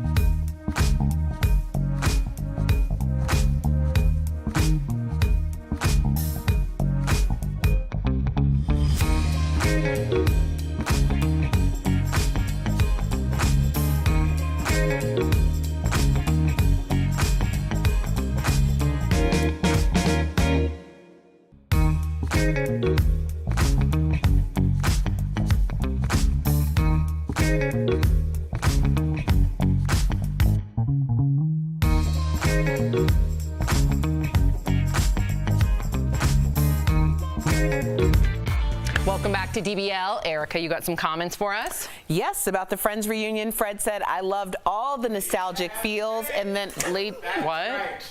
Okay, we are still on live TV. I was at home cooking. This is a real show. We keep it 100 here on DBL. Are you even mic'd right now? all the way over here? Yeah, well, I live close. Are you? I want an on-air taste test right now. I'm going to eat it. All right. Hey, it's not overcooked. I was worried about that. You just walked over here? All right. You didn't put any foil wrap on it or nothing? Well, it's back there in the tin. Erica? Okay. Speaking of food, Al, you know you have a 4-day-old breakfast sandwich in the wardrobe room? I've been looking for that. Yeah, it's there. It has your name on it, too. Wait a minute. First of all, the steak is delicious. Thank you so much. That's a win for Jeff. It's pretty good, buddy. I like it. Yeah. Nothing It's so trumps. warm. Remember the oysters when he left the oysters on his desk for 2 days? Dude, yes, I remember, because I used to sit next to you. They were cooked oysters. Yeah, they were Rockefeller, but they were there for 2 days. And we used to have morning meetings before COVID at 7-ish in the morning, right back here behind us. And we would all be like, just got up, drinking our coffee. Albert would come in like 10 minutes late with baby back ribs. Ribs and a giant bowl, and he just dumped salad in there. And like, today, and he's like... Why did you throw the 10 minutes late in there? That's in the past. That's pre-COVID. The new Al Jackson's here. That's right. Wait until our reunion in 25 years. That's right. How do we not have an Emmy? Exactly. DBL's new every day. We'll see you tomorrow, same time, same place.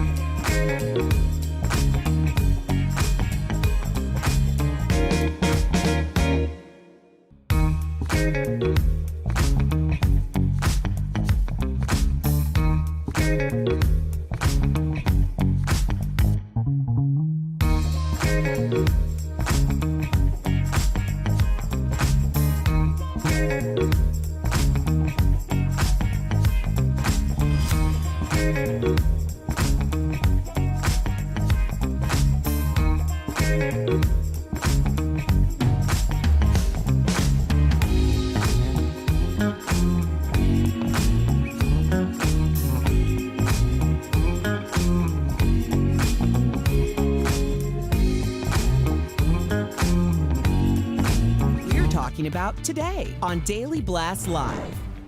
Another mass shooting when a man goes on a rampage, gunning down coworkers in California. Were warning signs missed? Airport meltdown, the latest caught on camera Karen, and the 2 words that sent her over the edge. Boohoo. Boohoo. Boohoo. A college student disappears on his way home for winter break. The disturbing clues in True Crime Chronicles. I try to make it make sense, and it doesn't. And the internet's creepiest urban legends, from the Momo challenge to the Watcher House. Stories to make your skin crawl in the Jeff Files. Real, honest, entertaining, live. DBL starts right now. 3, 2. Welcome to DBL. It is Thursday, May 27th. I'm Sam here with Jeff and Erica. Al joins us from home. And unfortunately, we begin with yet again another mass shooting story. In fact, it feels like that every week we're talking about one here in America. So today, of course, we are referring to the mass shooting at a San Jose rail yard that's now left 9 people dead. Police say a gunman opened fire on his co-workers yesterday before taking his own life. And now a witness is saying he picked out which co-workers he killed, according to CNN. There is video of the suspected shooter, who we are not naming. That is our policy on this show, leaving his house on his way to work. That was captured by his neighbor's doorbell camera. Now check out this huge fire at the suspect's home. So authorities believe he started it before leaving for the rail yard. Now, there are court records that allege that the suspect sexually assaulted an ex-girlfriend and had, quote, alcohol-fueled mood swings, which may have been linked to his bipolar disorder. Now his ex-wife is coming forward.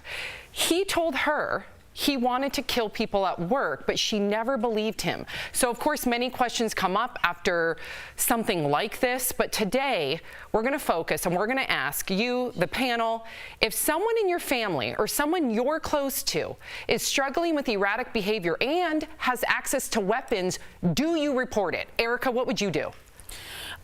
You know, I think that we need to be more transparent about this conversation, because this is something that people don't know. Who do you call when someone makes a call like that?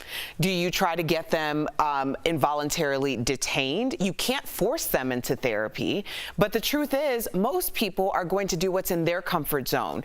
You're going to assume, okay, well, they've never done anything like this before. Maybe they're just an excited utterance. You're going to do something that makes you comfortable even being in the presence or living under the same roof as that person, which means that you're gaslighting yourself. So we need to be very clear about what the protocol is for something like this. Yeah, I'm going to bounce off of what Erica said. I think that's a great idea. When there's a fire in your home, you stop, drop, and roll, right? You learned that as a kid. There needs to be something like that when you see someone who has access to weapons and you obviously see there's mental health. I mean, people pointed out on Facebook, but how many people take advantage of that situation? How many people bring racism into that? We've seen that with the quote-unquote Karen stories, not to make light of this, but this is a serious problem that we need to get a hold of, and we need to have something familiar and bring up generations with it, because I don't see it going away because we're not doing anything to stop it, and I don't know how to stop it. Yeah, I think they bring up a really good point, Al, and please, DBL Nation, write in, what is the protocol, right? Of course, if you find out that someone in your family, and none of us are going to know what we would do until we're in that situation, but to not have like a standard protocol, like you call this number, someone comes, they remove those weapons, they 5150 them, which means that they involuntarily put you to get some mental health care evaluations. Why don't we have this protocol? Because I would imagine all of us would rather have our loved ones get help than go down in history as a mass shooter taking the lives of innocent people. Well, Sam, I think this is the problem. I think that we have conversations and then we forget that they apply to other conversations. I'll give you an example. The state of Texas, we talked about earlier this week, is talking about just making it so that basically not only is it an open carry state, but you can just go get a gun if you want one. So what would you say if you said, hey, I see a weird guy walking around with a gun? They'd say, well, everybody has one. Don't forget, guys, we don't talk about it because the story was buried for some strange reason. But remember the bomb that went off in downtown Nashville that no one's ever mentioned? Well, his wife said a year ahead of time that he was making a bomb in the basement, and nothing happened, and it exploded in downtown Nashville on Christmas Day, and nothing happened. So I don't think that we can keep acting surprised. I'm not an actor. Jeff, you've been in movies. How should I act surprised? Listen, I think we're all looking for answers, and we have none. I mean, that's where we're at right now, to be perfectly honest. Yeah, and we're all numb. I literally just, I mean, look at Erica. Like, you visually look defeated right now. And what are we supposed to, I mean, honestly, we have these conversations. Erica, you know. Well, we have these conversations, and as you just mentioned, less restrictions on gun laws. It's a broken record. So, I mean, at this point, half the time I just feel like it's done by design, to be honest. Well, definitely, you know, our viewers are echoing their frustration, and all of them would love to see a protocol in place. So we're right there with you. Thank you for chiming in. All right, so we've got some new viral video that people are calling Boohoo Karen. But first, a quick apology to all the normal, well-behaved Karens out there. Okay, we see you. All right, check this out. This happened at the Indianapolis International Airport, okay? I think we have video. I'm the manager of the airport here. That's not Who saw him choking? Who saw him choke me to the ground? Who saw me? I saw you run through the door when you weren't supposed to. He And I saw him me push to you the out ground. the door. You deserve it. You're mistaken. Boohoo. Boohoo. Boohoo. You off.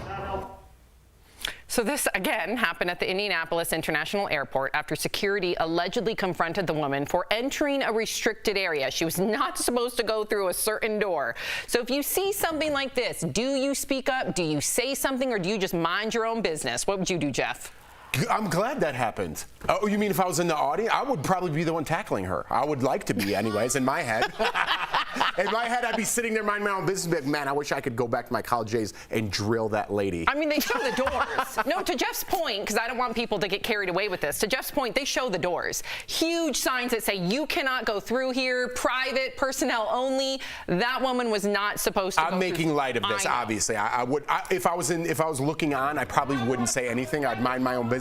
But I'm glad somebody does. People, we talked about this yesterday, Sam, do not respect or have any, they do, with authority, they just dismiss it. Do not enter. Well, I need something for myself, and I'm so selfish that I'm just going to do it anyway. That's where we're at in the world. And if things like this happen to you, don't complain about it. What do you think, Erica?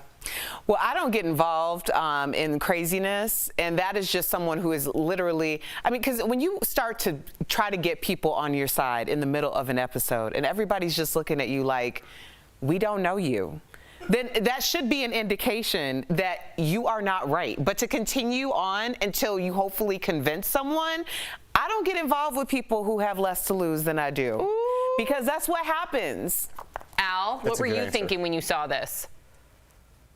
Again, almost in a much more toned down way, this is another example of mental health. I think this person should have to show some paperwork before they're allowed back on a plane, because we'd be treating this story a lot differently as a country if that was a Muslim American male. Yeah. If he was trying to rush the doors, people would be like, well, what was his purpose? What was he doing? But it seems like, you know, certain people are looked at as not as threatening as others. But her in 37,000 feet would be scary for anybody. You're right, but I just want to say we don't know if it's a mental health issue. I don't want to blame that either. I was going to say something too. I don't want to always use that as an excuse. There are entitled people out there. There are people that just think that they can do. That is the mental health pandemic. Okay. All right. Yeah. She just wasn't following directions and rules. Okay. All right. Coming up on DBL. Good button. Our medical expert, Dr. Payal Kohli, helps us make sense of the Wuhan lab theory when it comes to the origins of COVID. From the terrifying Momo challenge to the reason why no one ever dies at Disney, we're uncovering terrifying internet urban legends in the Jeff Files. And the Friends reunion is finally out, and we're showing you the moments you might have missed later in the show. Closed captioning for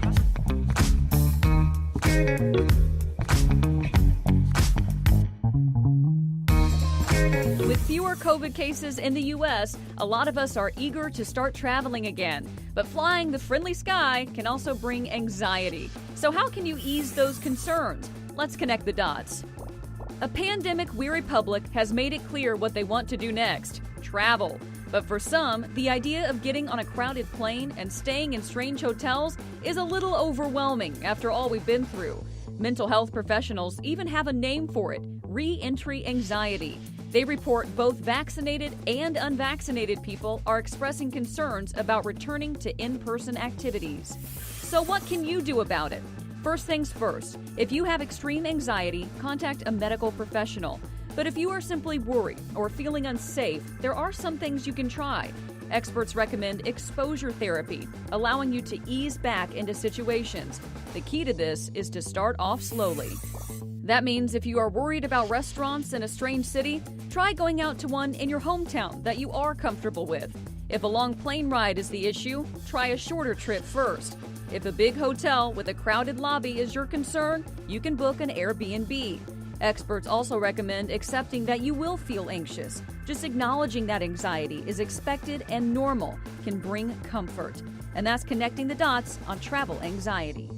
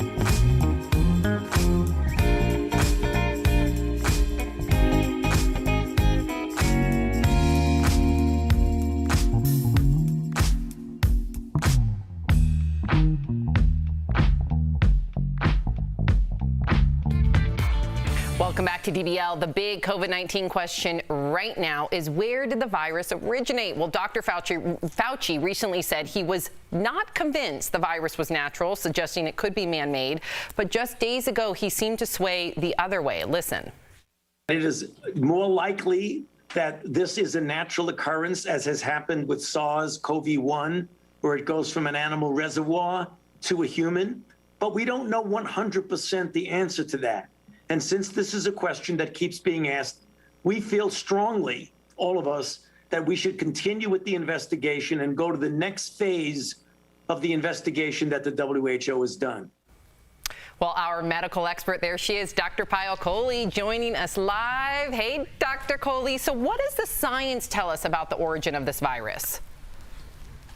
So you guys, the science tells us that the SARS-CoV-1 virus, as Dr. Fauci said, and also the MERS virus, which are both cousin viruses of the SARS-CoV-2 virus, originated naturally. They originated from bats, and they had an intermediate animal, and that's what we think happened with this one. Because if you look at the genetic code of this virus, that's what seems most plausible. Now, what really raised this question all over again a year into the pandemic is the fact that we just found out a few weeks ago that 3 workers in the lab of virology in Wuhan all became sick and hospitalized in November 2019, just before the pandemic hit globally. Now, we don't yet know what they were sick with, but this really starts to ask the question of whether this virus may have been present in that lab. But in terms of how it evolved, it's very plausible that it evolved naturally, not necessarily man-made. Dr. Kohli, I'm going to go off script here for a little bit, because I've heard, and I don't want to get into conspiracy theories here, that not 1 but 2 different labs in Wuhan were studying this very same virus. I know you just explained that it wasn't that, but how do you explain that 2 labs were working on the very virus where this came from? You know, Jeff, it's a little tricky, because we do know that cousin viruses like SARS-CoV-1 and MERS, which have a lot of homology, what we call overlap genetically, are very similar. So it's really hard to know if they were studying those viruses that just sort of evolved and mutated into this one, or whether there was some sort of intention in actually creating a mutation and potentially using it, you know, as the conspiracy theory says, as a biological weapon. So I think it's important to get the information. I'm really glad that we're doing the investigation, because that's really how we're going to answer this question definitively. But at the same time, it is very plausible that it could have all happened by nature, just like it did with COVID-1 and MERS. Well, Dr. Kohli, obviously this weekend's Memorial Day weekend. An estimated 37 million people are expected to travel. So I know a lot of people have some anxiety around it. Is there anything you'd like to remind our DBL Nation about if they're deciding to travel this weekend?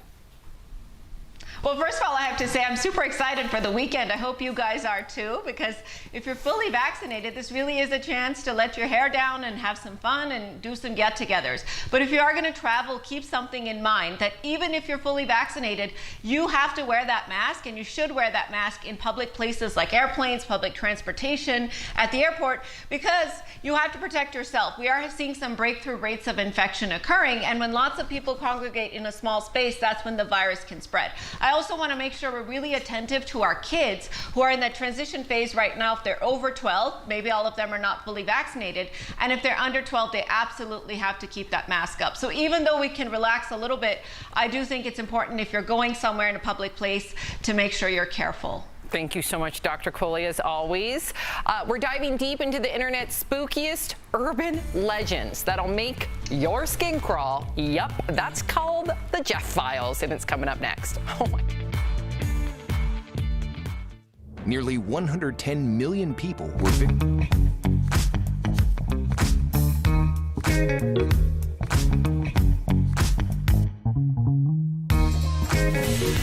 Scientists now believe immunity against coronavirus could last years, but only if you meet a couple of criteria. Let's connect the dots. Researchers found people who recovered from COVID and then were vaccinated could have long-lasting immunity. That means they will probably not need booster shots.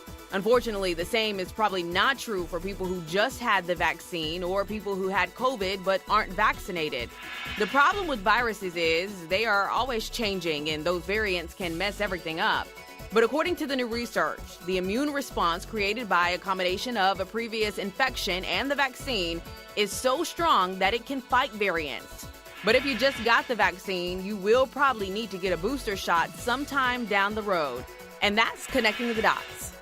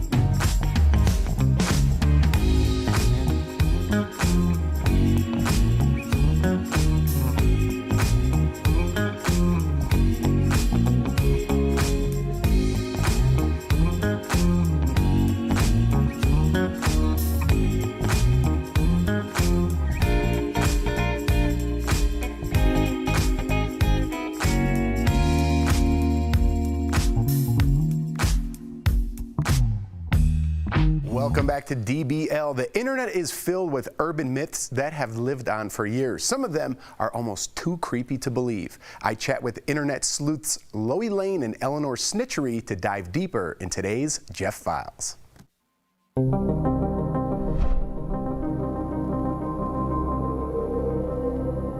Loie Lane and Snitchery, thank you for coming on DBL. Now, you guys are known as the gruesome twosome and hosts of the podcast Internet Urban Legends, the latest Spotify original from Parcast. Now, let's dive into one of the biggest internet myths, the Watcher House. When a New Jersey family moved into a new home, they began receiving disturbing letters. The first time I read the letters, I got goosebumps. I've never seen anything like it outside of kind of a horror movie. This family in New Jersey bought their dream home, then started getting creepy letters, and the letters mentioned weird things like blood and secrets in the basement. And this watcher claims he told the last family to move out. One letter saying, "All of the windows and doors allow me to watch you and track you as you move through the house." You guys looked into this. What's going on, and why is the internet so invested in this one? There, we did an entire podcast episode, of course, on it, and it's still like, I don't think that anyone can fully understand what is going on with the Watcher House. But essentially, this family buys their dream house, starts doing renovations on it, and they start getting like these weird, threatening letters from someone, basically telling them that they're messing up the integrity of the home, and they've been watching the home for decades and decades. It's just like everyone's worst nightmare, I think. Like moving into a house and finding out that it comes with a built-in stalker. Yeah. I think it's a real estate hoax. Okay, I think it's a real estate hoax. That's I'm good. so convinced they are suing the previous owners. And this is my other theory. This is a little tinfoil hatty, but bear with me. This town, Westfield, is known for two things and two things only. There's the infamous murder that we talked about on the podcast in the 70s, and it's where the Addams Family creator was born. It's a spooky town. A little part of me thinks that this might be part of a collective tourist trap. I'm with you. I think that's a good theory, but I just bought a new home, and if I had a letter about ghosts and blood in the basement, I would move out. So guys, let's talk about the Momo challenge because it went viral years ago. We even talked about it on this show. Online people are claiming this thing pops up in children's YouTube videos. It is a hoax. It was nuts, and sadly, a young girl died over this. Police had to issue warnings on Facebook, and even Kim Kardashian posted pleading for YouTube to remove it. You talked about it on the Urban Legend podcast. Why were so many people convinced this was real?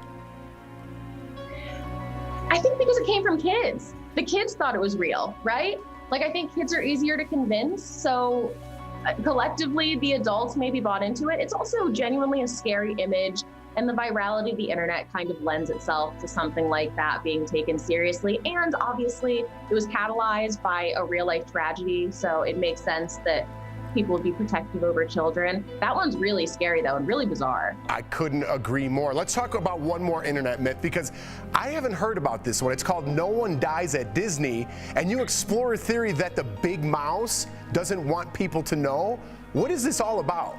They literally will cart your body off park premises before allowing you to be declared dead because they can't ruin the sanctity and purity of Disney. That is so bizarre.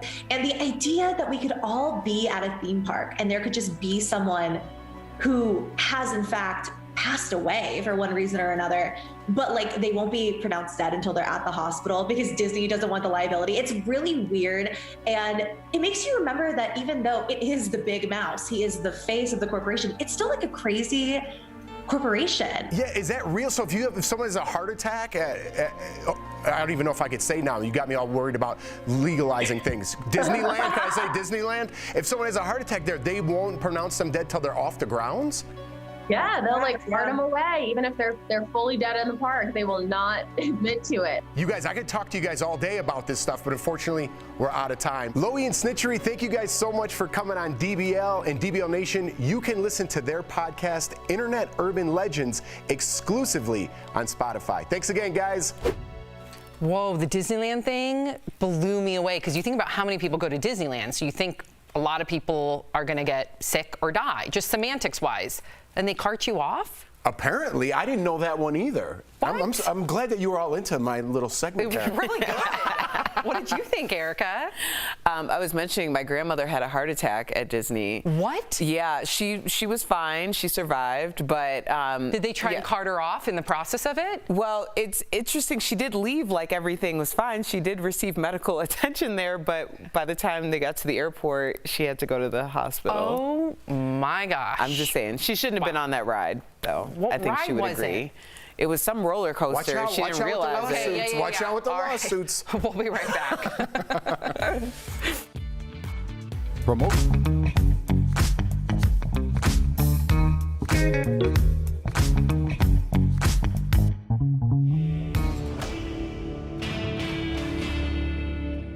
Mosquito season is here. That means mosquito bites are back.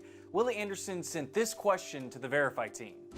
If a mosquito bites a person that has COVID-19, will that mosquito be able to pass COVID-19 to a person that does not have COVID-19?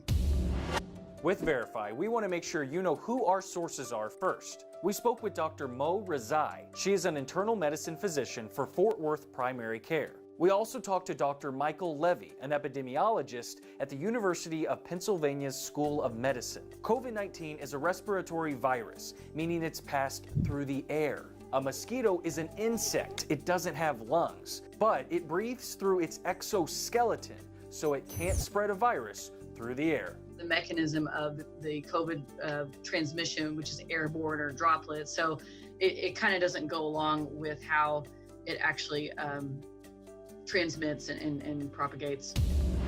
When a mosquito does pass a virus to a human, it comes from a bite or the insect's salivary glands. But COVID-19 can't replicate inside the mosquito. There'd be no way for the virus to get from a mosquito's gut if a mosquito did somehow pick it up back into another person. Not only that, but experts tell us since a mosquito can survive long enough on the blood from a single bite, it is very unlikely for it to immediately bite someone else. So we can verify. Mosquitoes cannot spread COVID-19 if they bite a person who is already infected.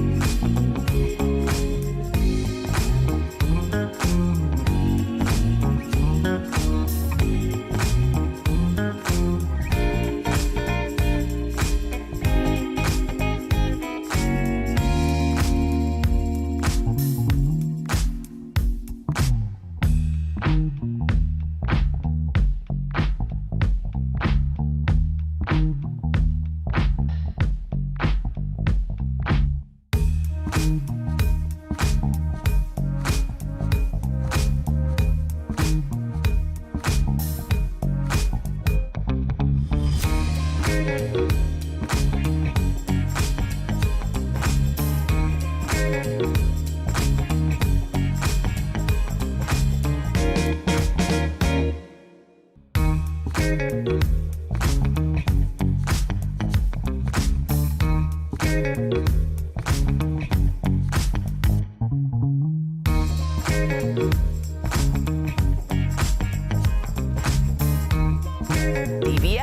mouth-watering recipes for your Memorial Day weekend barbecue. Chef Gernard is grilling up a feast tomorrow on DBL. If you're leaving us, you can watch the second half of the show on Facebook or YouTube, chat with other viewers, leave your comments, and be a part of our DBL Nation. But if you're sticking around, here's what's coming up. The Friends reunion, you guys. It is finally out, and we have the moments everyone is talking about. Plus, a college student vanishes on his way home from winter break. Why nothing adds up in True Crime Chronicles. And a big thank you to our co-workers watching from home right now. DBL is new every day. We'll be right back.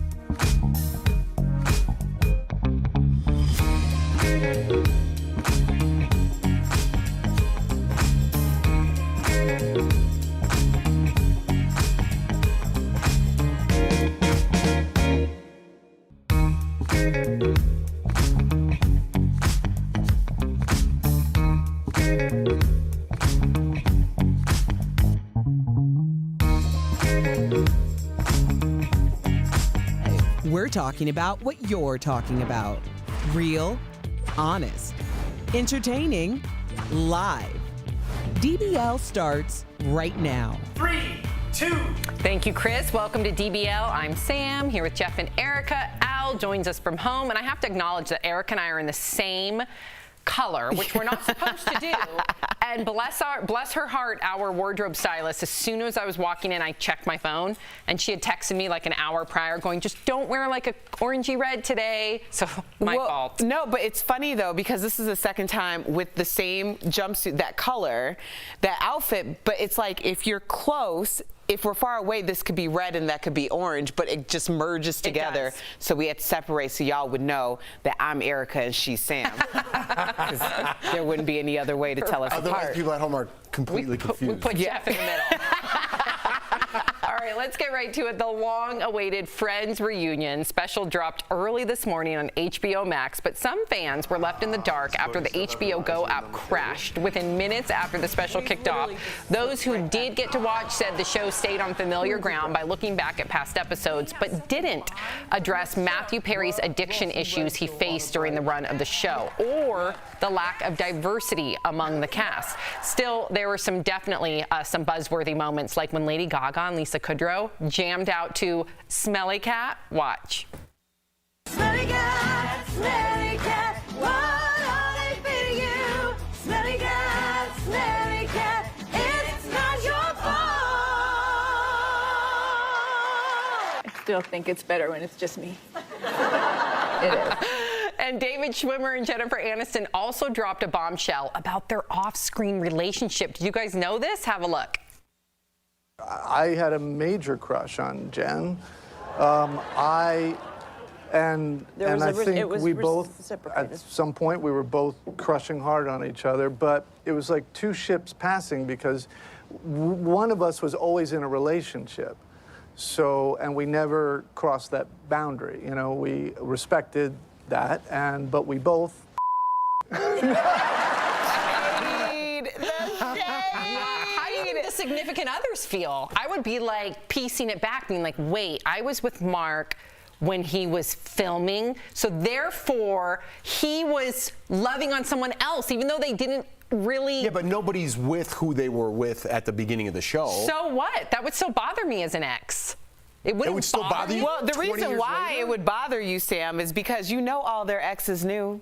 You know they knew that there was more chemistry. Everybody knew that David Schwimmer and Jennifer Aniston had some of the best sitcom chemistry. There was something underneath that, and you know their partners knew. That's the reason why they're being driven crazy right now, not because it happened yesterday. Wow, and they were making out and stuff? That would bother you, Jeff. Be real. I'm sure Brad Pitt was really jealous of Ross.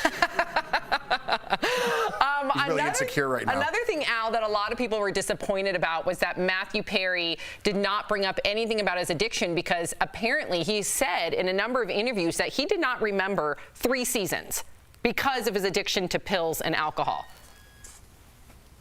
Yeah, good. How about that? There's a time and a place, Sam, and this seemed like it was a time for fun and reminiscing.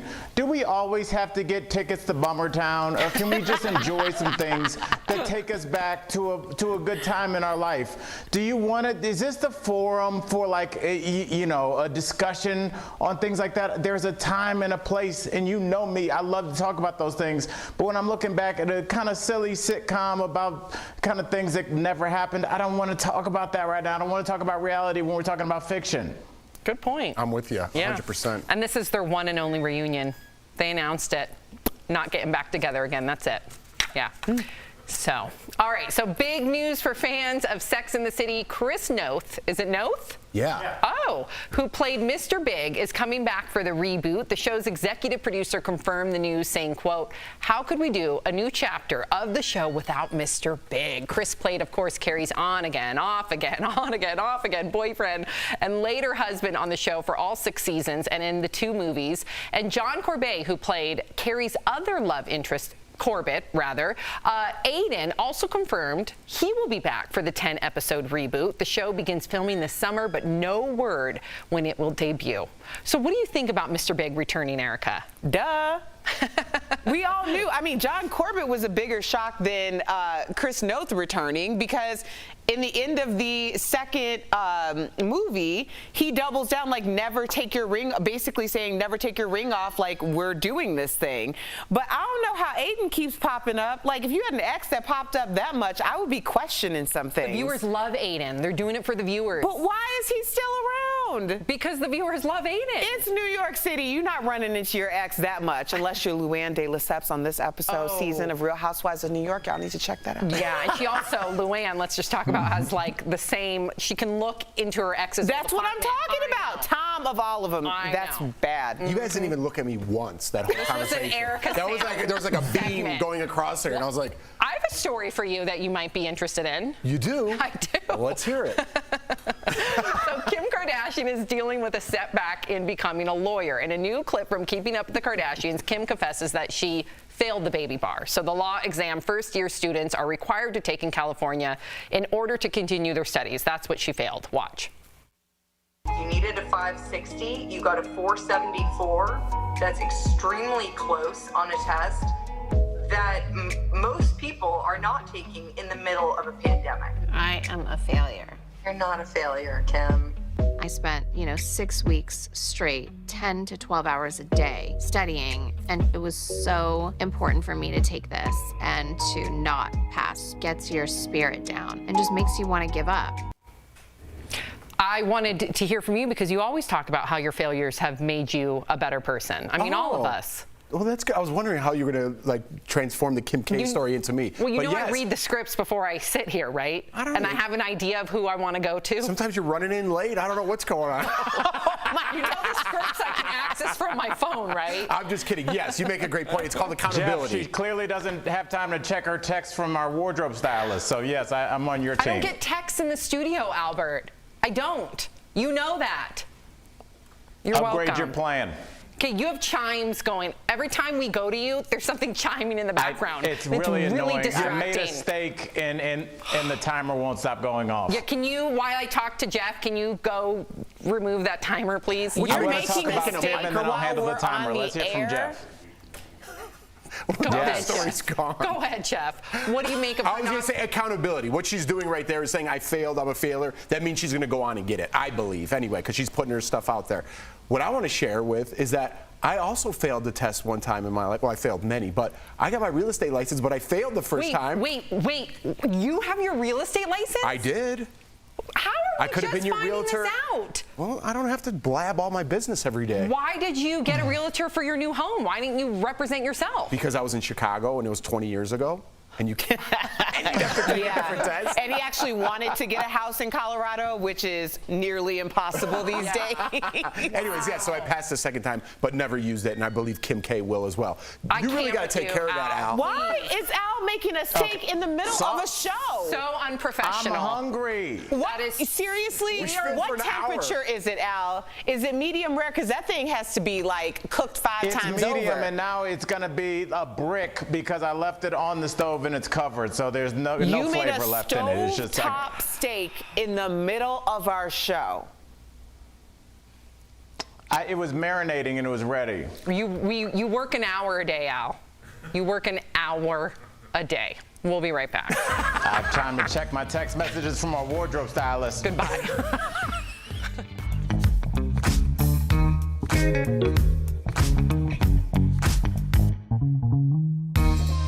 With fewer COVID cases in the U.S., a lot of us are eager to start traveling again. But flying the friendly sky can also bring anxiety. So how can you ease those concerns? Let's connect the dots.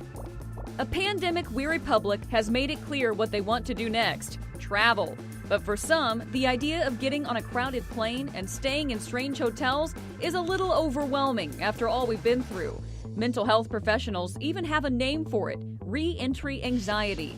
They report both vaccinated and unvaccinated people are expressing concerns about returning to in-person activities. So what can you do about it? First things first, if you have extreme anxiety, contact a medical professional.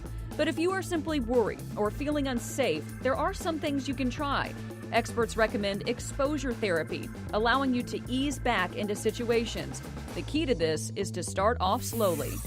That means if you are worried about restaurants in a strange city, try going out to one in your hometown that you are comfortable with. If a long plane ride is the issue, try a shorter trip first. If a big hotel with a crowded lobby is your concern, you can book an Airbnb. Experts also recommend accepting that you will feel anxious. Just acknowledging that anxiety is expected and normal can bring comfort. And that's connecting the dots on travel anxiety.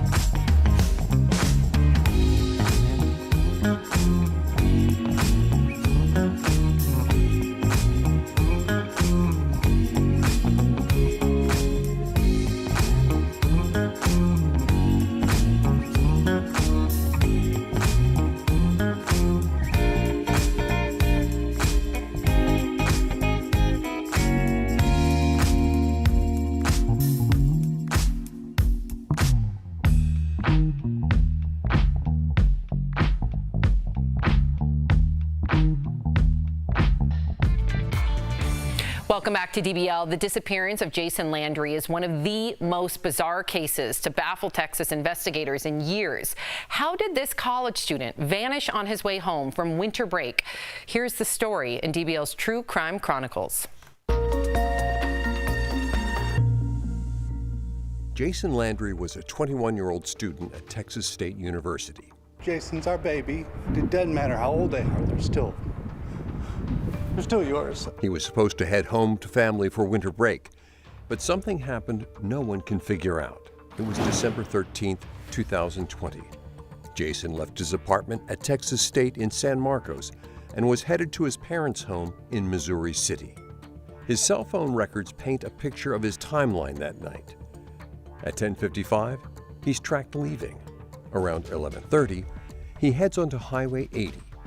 That's when his phone stopped using the Maps app and switched to Snapchat. His phone then went dark. And then, about an hour later, his car was found at about 12:30, engine running, lights on. A state trooper spotted Jason's car, but no sign of him. But after that, there's no cell phone activity. We don't know, frankly, what happened in the next hour. Photos show damage to the car and skid marks on the road. There doesn't seem to be like paint from another car. Now, could another car have been chasing him? Jason's cell phone, clothes, and backpack were all left 900 feet from the crash. Why and how did he vanish? Every night when I'm up and not sleeping, I think the same. I try to make it make sense, and it doesn't. Police have interviewed several witnesses, but 5 months later, they're still struggling to piece that bizarre night together. Jason's family is now offering a $10,000 reward to anyone who has information that helps find him. He was a great kid, and he wouldn't run away. That's not him. He would not stay away willingly. So until we know something, we're gonna keep hoping and praying.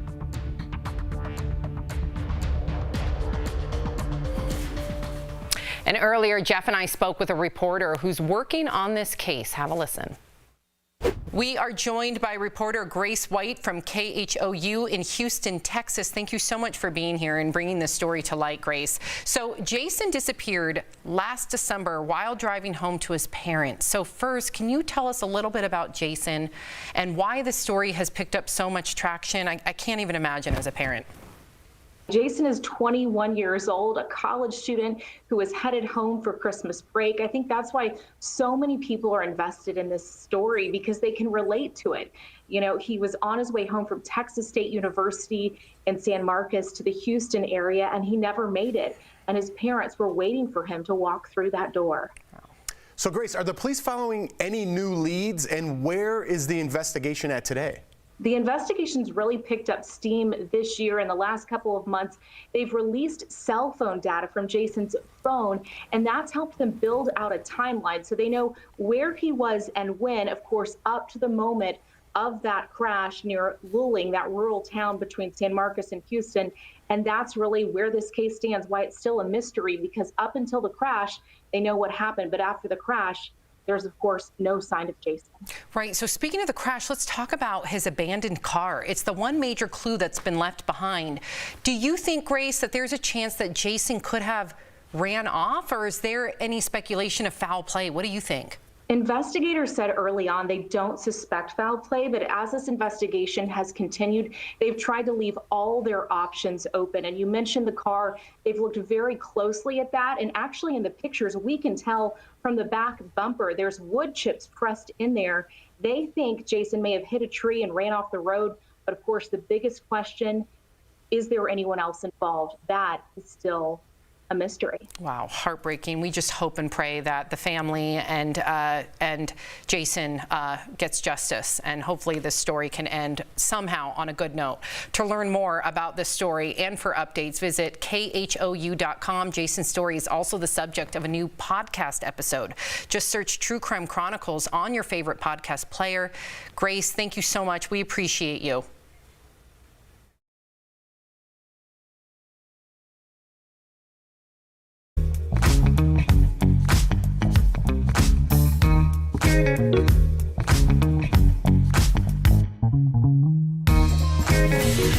Scientists now believe immunity against coronavirus could last years, but only if you meet a couple of criteria. Let's connect the dots. Researchers found people who recovered from COVID and then were vaccinated could have long-lasting immunity. That means they will probably not need booster shots. Unfortunately, the same is probably not true for people who just had the vaccine or people who had COVID but aren't vaccinated. The problem with viruses is they are always changing and those variants can mess everything up.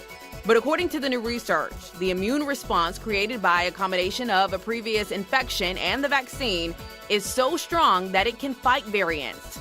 But if you just got the vaccine, you will probably need to get a booster shot sometime down the road. And that's connecting the dots.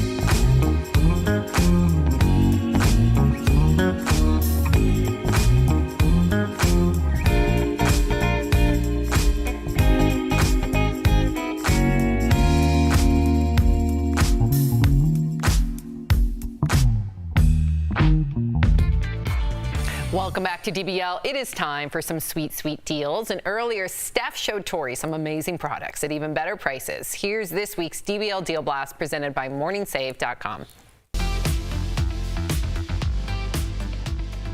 What do you have for us today, Steph? Hey, Tori, I'm here with some great products and deals for you guys. So first up, I have something that will help you relax after a long day on your feet. It's the Viva Spa Shiatsu Air Pressure Foot Massager with 360-degree heat and kneading. Check this out. So you can give your feet some TLC and improve circulation with this massager, and the air compression targets tension, giving your feet much needed relief and comfort. So you can choose between 3 modes using the massager itself or the remote that's just here. And the selection includes complete massage, ankle treatment, or my personal favorite, the arch and sole treatment. You've been wearing heels all day, it's a must. So normally it's as much as $199. We've got it for only $79, saving up to 60%. That's what I like, y'all. Kneading the arch and soles of your feet will touch your actual sole. Oh, it's Buy good. this. Okay, now Tori, giving your skin some extra love and hydration is never a bad thing. So that's where the Caroline Chew Anti-Aging Face and Neck Serum set comes in handy. So this set is a concentrated complexion brightening treatment that will help soothe irritated skin. It's going to reduce redness, even help skin tone, and reduce dark spots. Ooh, that's what I have. So it promotes overall skin wellness and rejuvenates the appearance of the skin, and it has super antioxidants to fend off against ultraviolet rays, which is perfect for the warmer summer months. Normally, it's as much as $145. I know. We've got it for only $39, saving up to 73%. Oh, I love a good steal on a complexion. I honestly have so many dark spots that brightening, and then I also need neck serum. Love that. Great price. Next up, I've got the perfect items to help you get from A to B, no matter where your trip is taking you. It's the Ivory Ella by Conair Diamond Mosaic Tote and Weekender. So it's perfect for upcoming travel and weekend getaways. The tote has plenty of space and is casual yet super fashionable. It's perfect for daily use and has multiple pockets to keep all your items organized. And the Weekender is as great as a travel bag. You can use it as a gym bag, shopping bag, you name it, it's perfect. And the 2 straps on each side give an easier grip. So normally this is as much as $80. I can see that.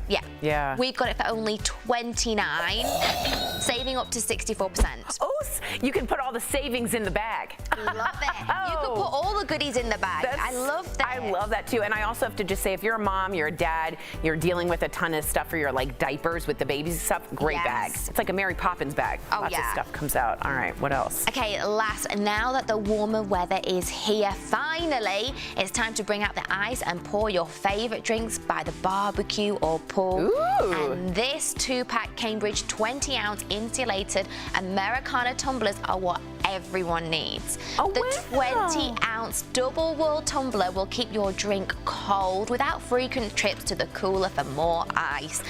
And the lid provides a tight vacuum seal when it's in place, so you don't have to worry about spilling your favorite beverage. Which I do. So normally these are as much as $52. I know, but we've got them for only $24, saving up to 70%. That's unbelievable. 4th of July is going to be the biggest 4th of July we've ever had. Show your patriotism and keep your drinks cold and safe. And stylish. And stylish. I love this. Head on over to morningsave.com to snag these amazing deals at the lowest prices. You can even visit morningsave.com on your smartphone. Steph, as always, you are the savings wizard. Thank you so much. We'll be right back.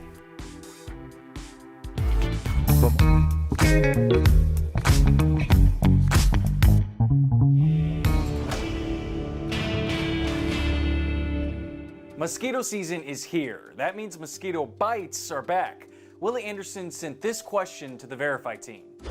If a mosquito bites a person that has COVID-19, will that mosquito be able to pass COVID-19 to a person that does not have COVID-19? With Verify, we want to make sure you know who our sources are first. We spoke with Dr. Mo Rezai. She is an internal medicine physician for Fort Worth Primary Care. We also talked to Dr. Michael Levy, an epidemiologist at the University of Pennsylvania's School of Medicine. COVID-19 is a respiratory virus, meaning it's passed through the air. A mosquito is an insect. It doesn't have lungs, but it breathes through its exoskeleton, so it can't spread a virus through the air. The mechanism of the COVID transmission, which is airborne or droplets, so it kind of doesn't go along with how it actually transmits and propagates. When a mosquito does pass a virus to a human, it comes from a bite or the insect's salivary glands. But COVID-19 can't replicate inside the mosquito. There'd be no way for the virus to get from a mosquito's gut if a mosquito did somehow pick it up back into another person.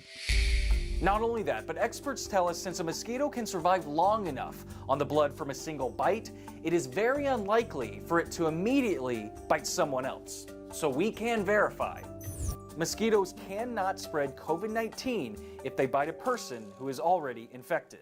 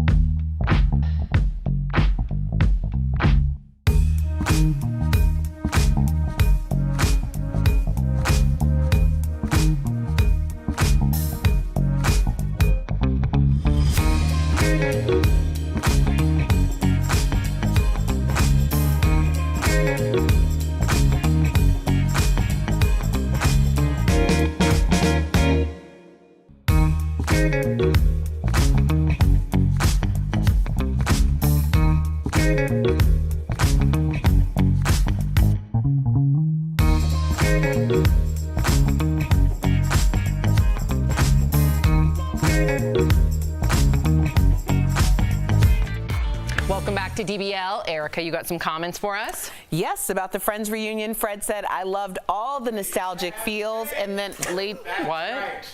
Okay, we are still on live TV. I was at home cooking. This is a real show. We keep it 100 here on DBL. Are you even mic'd right now? all the way over here? Yeah, well, I live close. Are you? I want an on-air taste test right now. I'm going to eat it. All right. Hey, it's not overcooked. I was worried about that. You just walked over here? All right. You didn't put any foil wrap on it or nothing? Well, it's back there in the tin. Erica? Okay. Speaking of food, Al, you know you have a 4-day-old breakfast sandwich in the wardrobe room? I've been looking for that. Yeah, it's there. It has your name on it, too. Wait a minute. First of all, the steak is delicious. Thank you so much. That's a win for Al, Jeff. It's pretty good, buddy. I like it. Yeah. Nothing It's so trumps. warm. Remember the oysters when he left the oysters on his desk for 2 days? Dude, yes, I remember, because I used to sit next to you. They were cooked oysters. Yeah, they were Rockefeller, but they were there for 2 days. And we used to have morning meetings before COVID at 7-ish in the morning, right back here behind us. And we would all be like, just got up, drinking our coffee. Albert would come in like 10 minutes late with baby back ribs. Ribs and a giant bowl, and he just dumped salad in there. And like, today, and he's like, Why did you have to throw the 10 minutes late in there? That's in the past. That's pre-COVID. the new Al Jackson's here. Ma'am, that's right. Wait until our reunion in 25 years. That's right. How do we not have an Emmy? Exactly. DBL's new every day. We'll see you tomorrow, same time, same place.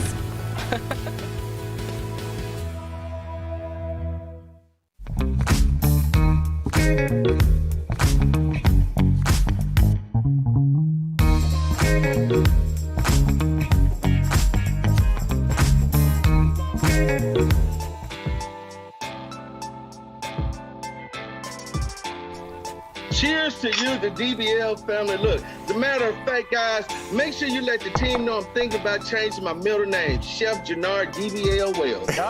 We're here for it.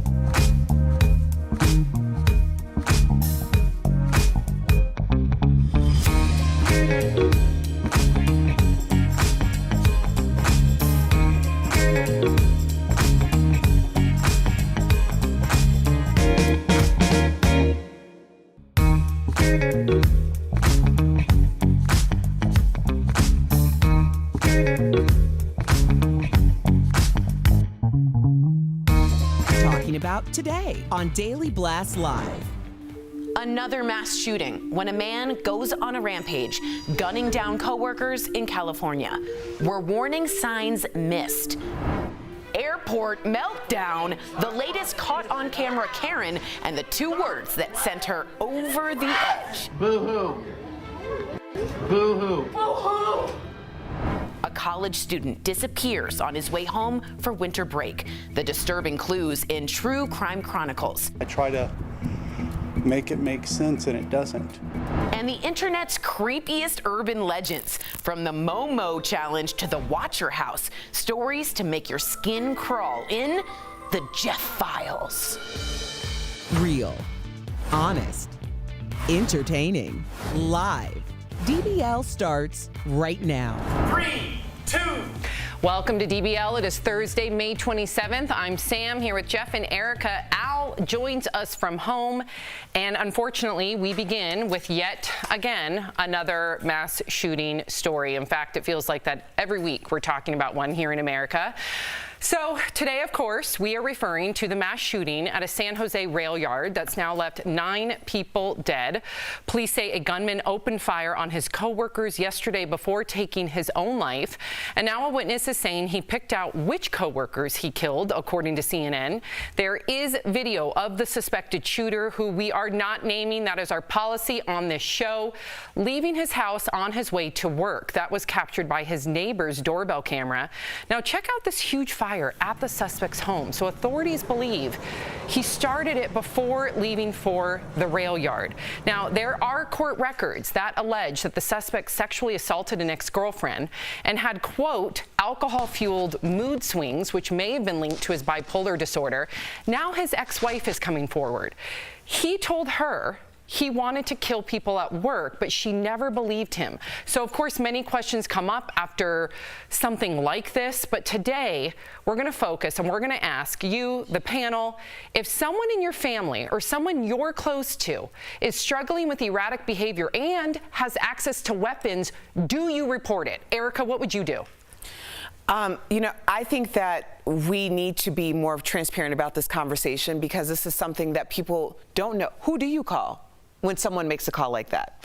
Do you try to get them involuntarily detained? You can't force them into therapy, but the truth is most people are going to do what's in their comfort zone. You're going to assume, okay, well, they've never done anything like this before. Maybe they're just an excited utterance. You're going to do something that makes you comfortable even being in the presence or living under the same roof as that person, which means that you're gaslighting yourself. So we need to be very clear about what the protocol is for something like this. Yeah, I'm going to bounce off of what Erica said. I think that's a great idea. When there's a fire in your home, you stop, drop, and roll, right? You learned that as a kid. There needs to be something like that when you see someone who has access to weapons and you obviously see there's mental health. I mean, people pointed out on Facebook, but how many people take advantage of that situation? How many people bring racism into that? We've seen that with the quote-unquote Karen stories, not to make light of this, but this is a serious problem that we need to get a hold of, and we need to have something familiar and bring up generations with it, because I don't see it going away because we're not doing anything to stop it, and I don't know how to stop it. Yeah, I think they bring up a really good point, Al, and please, DBL Nation, write in, what is the protocol, right? Of course, if you find out that someone in your family, and none of us are going to know what we would do until we're in that situation, but to not have like a standard protocol, like you call this number, someone comes, they remove those weapons, they 5150 them, which means that they involuntarily put you to get some mental health care evaluations. Why don't we have this protocol? Because I would imagine all of us would rather have our loved ones get help than go down in history as a mass shooter taking the lives of innocent people. Well, Sam, I think this is the problem. I think that we have conversations and then we forget that they apply to other conversations. I'll give you an example. The state of Texas, we talked about earlier this week, is talking about just making it so that basically not only is it an open carry state, but you can just go get a gun if you want one. So what would you say if you said, hey, I see a weird guy walking around with a gun? They'd say, well, everybody has one. Don't forget, guys, we don't talk about it because the story was buried for some strange reason. But remember the bomb that went off in downtown Nashville that no one's ever mentioned? Well, his wife said a year ahead of time that he was making a bomb in the basement and nothing happened, and it exploded in downtown Nashville on Christmas Day and nothing happened. So I don't think that we can keep acting surprised. I'm not an actor. Jeff, you've been in movies. How should I act surprised?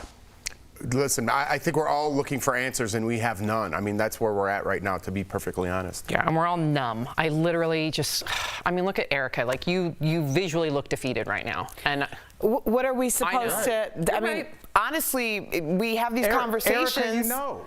Well, we have these conversations, and as you just mentioned, less restrictions on gun laws. It's a broken record. So, I mean, at this point, half the time I just feel like it's done by design, to be honest.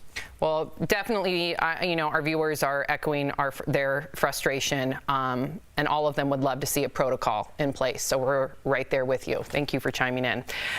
All right, so we've got some new viral video that people are calling Boohoo Karen. But first, a quick apology to all the normal, well-behaved Karens out there, okay? We see you.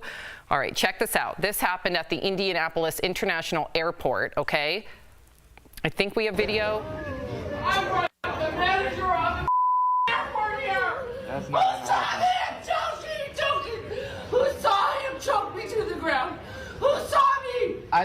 you run through the door when you weren't supposed to. And then I saw him push you out the door. You deserve it. You're mistaken. Boohoo. Boohoo. Boohoo! You off! So this, again, happened at the Indianapolis International Airport after security allegedly confronted the woman for entering a restricted area. She was not supposed to go through a certain door. So if you see something like this, do you speak up? Do you say something, or do you just mind your own business? What would you do, Jeff? I'm glad that happened. Oh, you mean if I was in the audience? I would probably be the one tackling her. I would like to be anyways, in my head. In my head, I'd be sitting there minding my own business, but man, I wish I could go back to my college days and drill that lady. I mean, they show the doors. No, to Jeff's point, because I don't want people to get carried away with this, to Jeff's point, they show the doors. Huge signs that say you cannot go through here, private, personnel only. That woman was not supposed to go through. I'm making light of this, obviously. I would, if I was looking on, I probably wouldn't say anything. I'd mind my own business. But I'm glad somebody does. People, we talked about this yesterday, Sam, do not respect or have any, they do, with authority, they just dismiss it. Do not enter. Well, I need something for myself, and I'm so selfish that I'm just going to do it anyway. That's where we're at in the world. And if things like this happen to you, don't complain about it. What do you think, Erica? Well, I don't get involved in craziness, and that is just someone who is literally, I mean, because when you start to try to get people on your side in the middle of an episode, and everybody's just looking at you like, we don't know you, then that should be an indication that you are not right. But to continue on until you hopefully convince someone, I don't get involved with people who have less to lose than I do. Ooh. Because that's what happens. Al, what were you thinking when you saw this? Again, almost in a much more toned down way, this is another example of mental health. I think this person should have to show some paperwork before they're allowed back on a plane, because we'd be treating this story a lot differently as a country if that was a Muslim American male. Yeah. If he was trying to rush the doors, people would be like, well, what was his purpose? What was he doing? But it seems like, you know, certain people are looked at as not as threatening as others. But her in 37,000 feet would be scary for anybody. You're right, but I just want to say we don't know if it's a mental health issue. I don't want to blame that either. I was going to say something too. I don't want to always use that as an excuse. There are entitled people out there. There are people that just think that they can do. That is the mental health pandemic. Okay. All right. Yeah. She just wasn't following directions and rules. Okay. All right. Coming up on DBL. Good button. Our medical expert, Dr. Payal Kohli, helps us make sense of the Wuhan lab theory when it comes to the origins of COVID. From the terrifying Momo challenge to the reason why no one ever dies at Disney, we're uncovering terrifying internet urban legends in the Jeff Files. And the Friends reunion is finally out, and we're showing you the moments you might have missed later in the show. Closed captioning provided by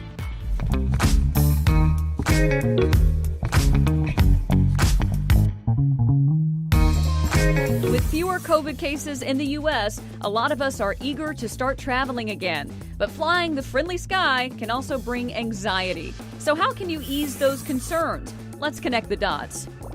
A pandemic-weary public has made it clear what they want to do next: travel. But for some, the idea of getting on a crowded plane and staying in strange hotels is a little overwhelming after all we've been through. Mental health professionals even have a name for it: re-entry anxiety. They report both vaccinated and unvaccinated people are expressing concerns about returning to in-person activities. So what can you do about it? First things first, if you have extreme anxiety, contact a medical professional. But if you are simply worried or feeling unsafe, there are some things you can try. Experts recommend exposure therapy, allowing you to ease back into situations. The key to this is to start off slowly. That means if you are worried about restaurants in a strange city, try going out to one in your hometown that you are comfortable with. If a long plane ride is the issue, try a shorter trip first. If a big hotel with a crowded lobby is your concern, you can book an Airbnb.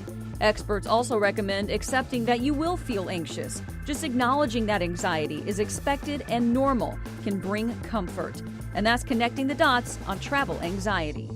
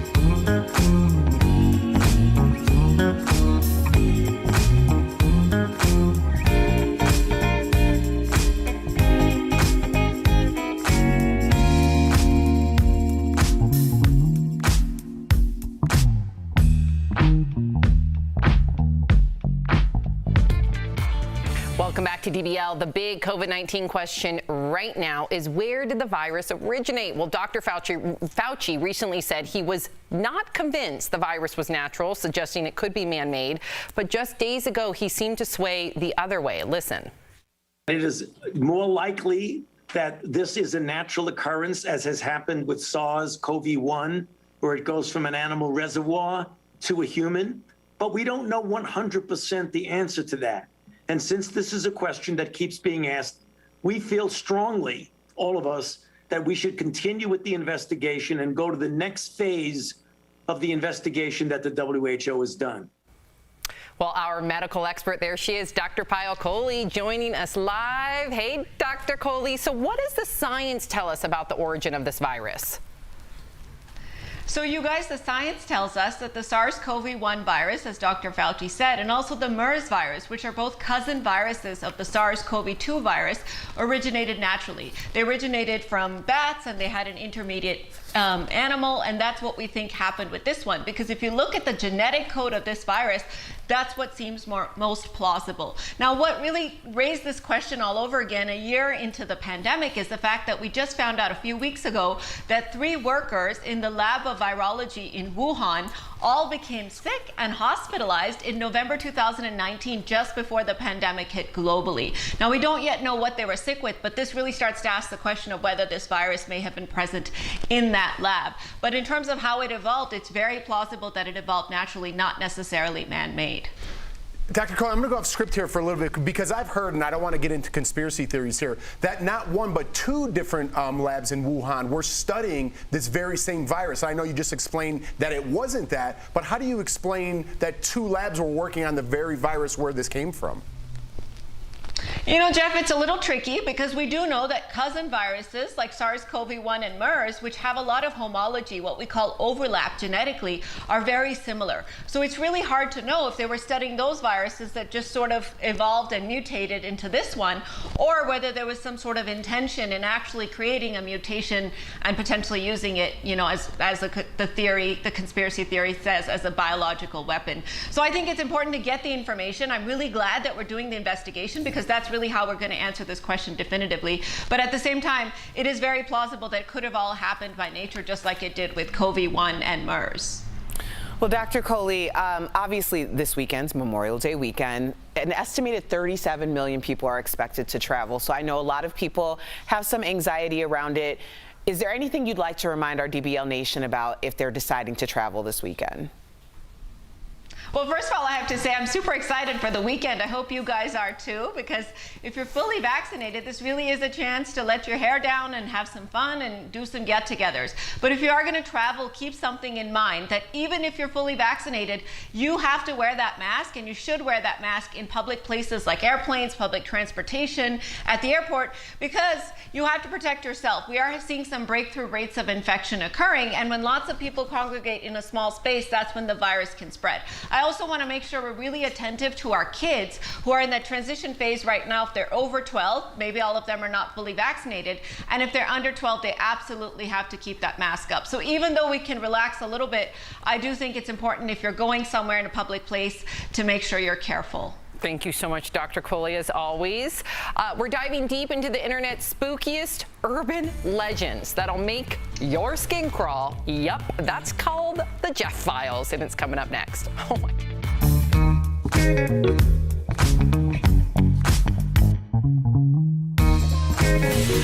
Scientists now believe immunity against coronavirus could last years, but only if you meet a couple of criteria. Let's connect the dots. Researchers found people who recovered from COVID and then were vaccinated could have long-lasting immunity. That means they will probably not need booster shots. Unfortunately, the same is probably not true for people who just had the vaccine or people who had COVID but aren't vaccinated. The problem with viruses is they are always changing, and those variants can mess everything up. But according to the new research, the immune response created by a combination of a previous infection and the vaccine is so strong that it can fight variants. But if you just got the vaccine, you will probably need to get a booster shot sometime down the road. And that's connecting the dots.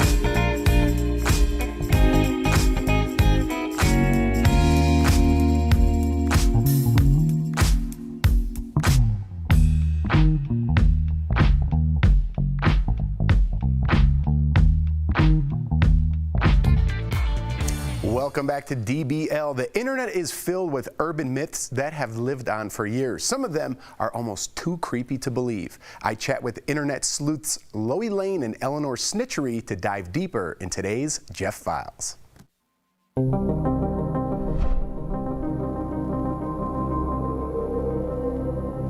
Loie Lane and Snitchery, thank you for coming on DBL. Now, you guys are known as the Gruesome Twosome and hosts of the podcast Internet Urban Legends, the latest Spotify original from Parcast. Now, let's dive into one of the biggest internet myths, the Watcher House. When a New Jersey family moved into a new home, they began receiving disturbing letters. The first time I read the letters, I got goosebumps. I've never seen anything like it outside of kind of a horror movie. This family in New Jersey bought their dream home, then started getting creepy letters, and the letters mentioned weird things like blood and secrets in the basement. And this watcher claims he told the last family to move out. One letter saying, "All of the windows and doors allow me to watch you and track you as you move through the house." You guys looked into this. What's going on, and why is the internet so invested in this one? There, we did an entire podcast episode, of course, on it, and it's still like, I don't think that anyone can fully understand what is going on with the Watcher House. But essentially, this family buys their dream house, starts doing renovations on it, and they start getting like these weird, threatening letters from someone, basically telling them that they're messing up the integrity of the home, and they've been watching the home for decades and decades. It's just like everyone's worst nightmare, I think. Like moving into a house and finding out that it comes with a built-in stalker. Yeah. I think it's a real estate hoax. Okay, I think it's a real estate hoax. That's I'm good. so convinced they are suing the previous owners. And this is my other theory. This is a little tinfoil hatty, but bear with me. This town, Westfield, is known for two things and two things only. There's the infamous murder that we talked about on the podcast in the 70s, and it's where the Addams Family creator was born. It's a spooky town. A little part of me thinks that this might be part of a collective tourist trap. I'm with you. I think that's a good theory, but I just bought a new home, and if I had a letter about ghosts and blood in the basement, I would move out. So guys, let's talk about the Momo challenge because it went viral years ago. We even talked about it on this show. Online people are claiming this thing pops up in children's YouTube videos. It is a hoax. It was nuts, and sadly, a young girl died over this. Police had to issue warnings on Facebook, and even Kim Kardashian posted pleading for YouTube to remove it. You talked about it on the Urban Legend podcast. Why were so many people convinced this was real? I think because it came from kids. The kids thought it was real, right? Like, I think kids are easier to convince. So collectively, the adults maybe bought into it. It's also genuinely a scary image. And the virality of the internet kind of lends itself to something like that being taken seriously. And obviously, it was catalyzed by a real life tragedy. So it makes sense that people would be protective over children. That one's really scary though, and really bizarre. I couldn't agree more. Let's talk about one more internet myth because I haven't heard about this one. It's called No One Dies at Disney, and you explore a theory that the big mouse doesn't want people to know. What is this all about? They literally will like cart your body off park premises before allowing you to be declared dead because they can't ruin the sanctity and purity of Disney. That is so bizarre. And the idea that we could all be at a theme park and there could just be someone who has in fact passed away for one reason or another, but like they won't be pronounced dead until they're at the hospital because Disney doesn't want the liability. It's really weird.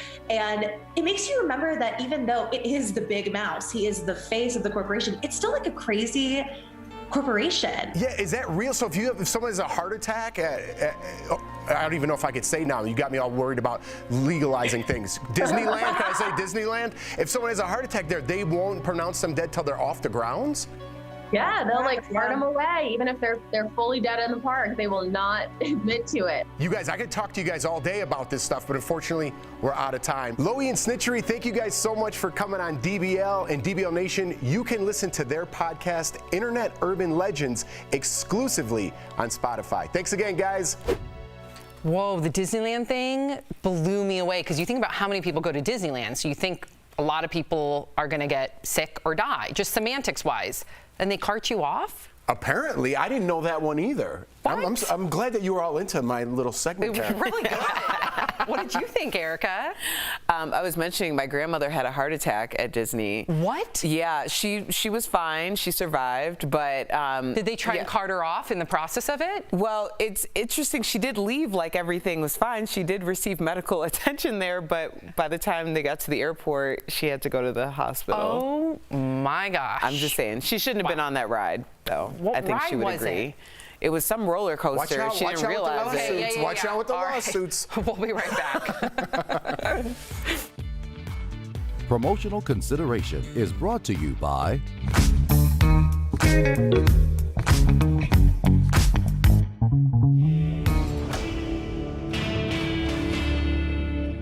Mosquito season is here. That means mosquito bites are back. Willie Anderson sent this question to the Verify team. If a mosquito bites a person that has COVID-19, will that mosquito be able to pass COVID-19 to a person that does not have COVID-19?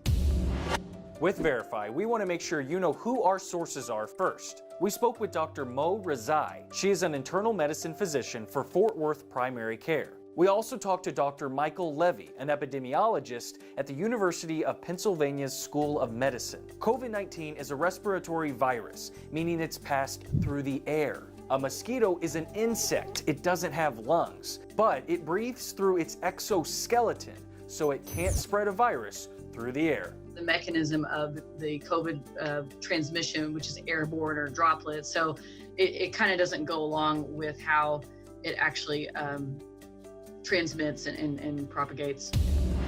When a mosquito does pass a virus to a human, it comes from a bite or the insect's salivary glands. But COVID-19 can't replicate inside the mosquito. There'd be no way for the virus to get from a mosquito's gut if a mosquito did somehow pick it up back into another person. Not only that, but experts tell us since a mosquito can survive long enough on the blood from a single bite, it is very unlikely for it to immediately bite someone else. So we can verify. Mosquitoes cannot spread COVID-19 if they bite a person who is already infected.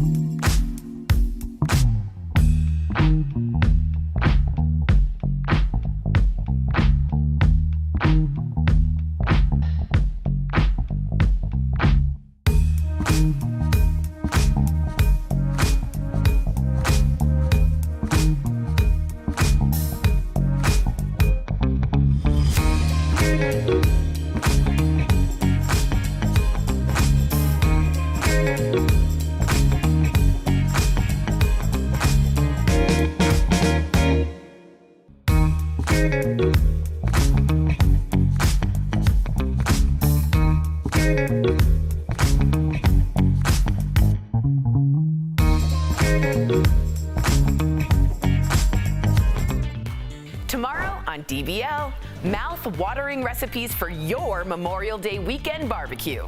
Chef Gernard is grilling up a feast tomorrow on DBL. If you're leaving us, you can watch the second half of the show on Facebook or YouTube, chat with other viewers, leave your comments, and be a part of our DBL Nation. But if you're sticking around, here's what's coming up. The Friends reunion, you guys. It is finally out, and we have the moments everyone is talking about. Plus, a college student vanishes on his way home from winter break. Why nothing adds up in True Crime Chronicles. And a big thank you to our co-workers watching from home right now. DBL is new every day. We'll be right back.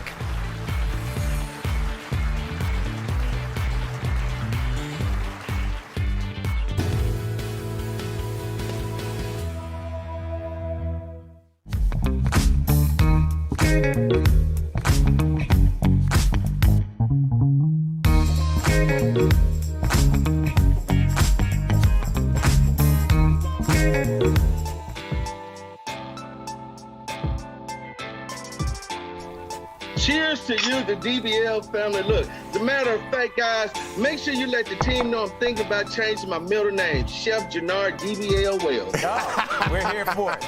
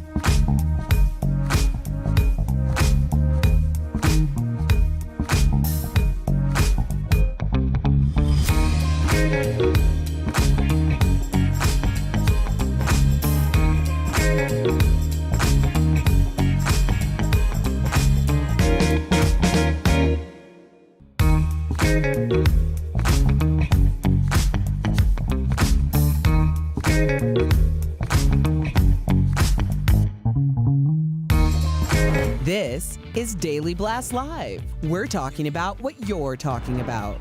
Real, honest, entertaining, live.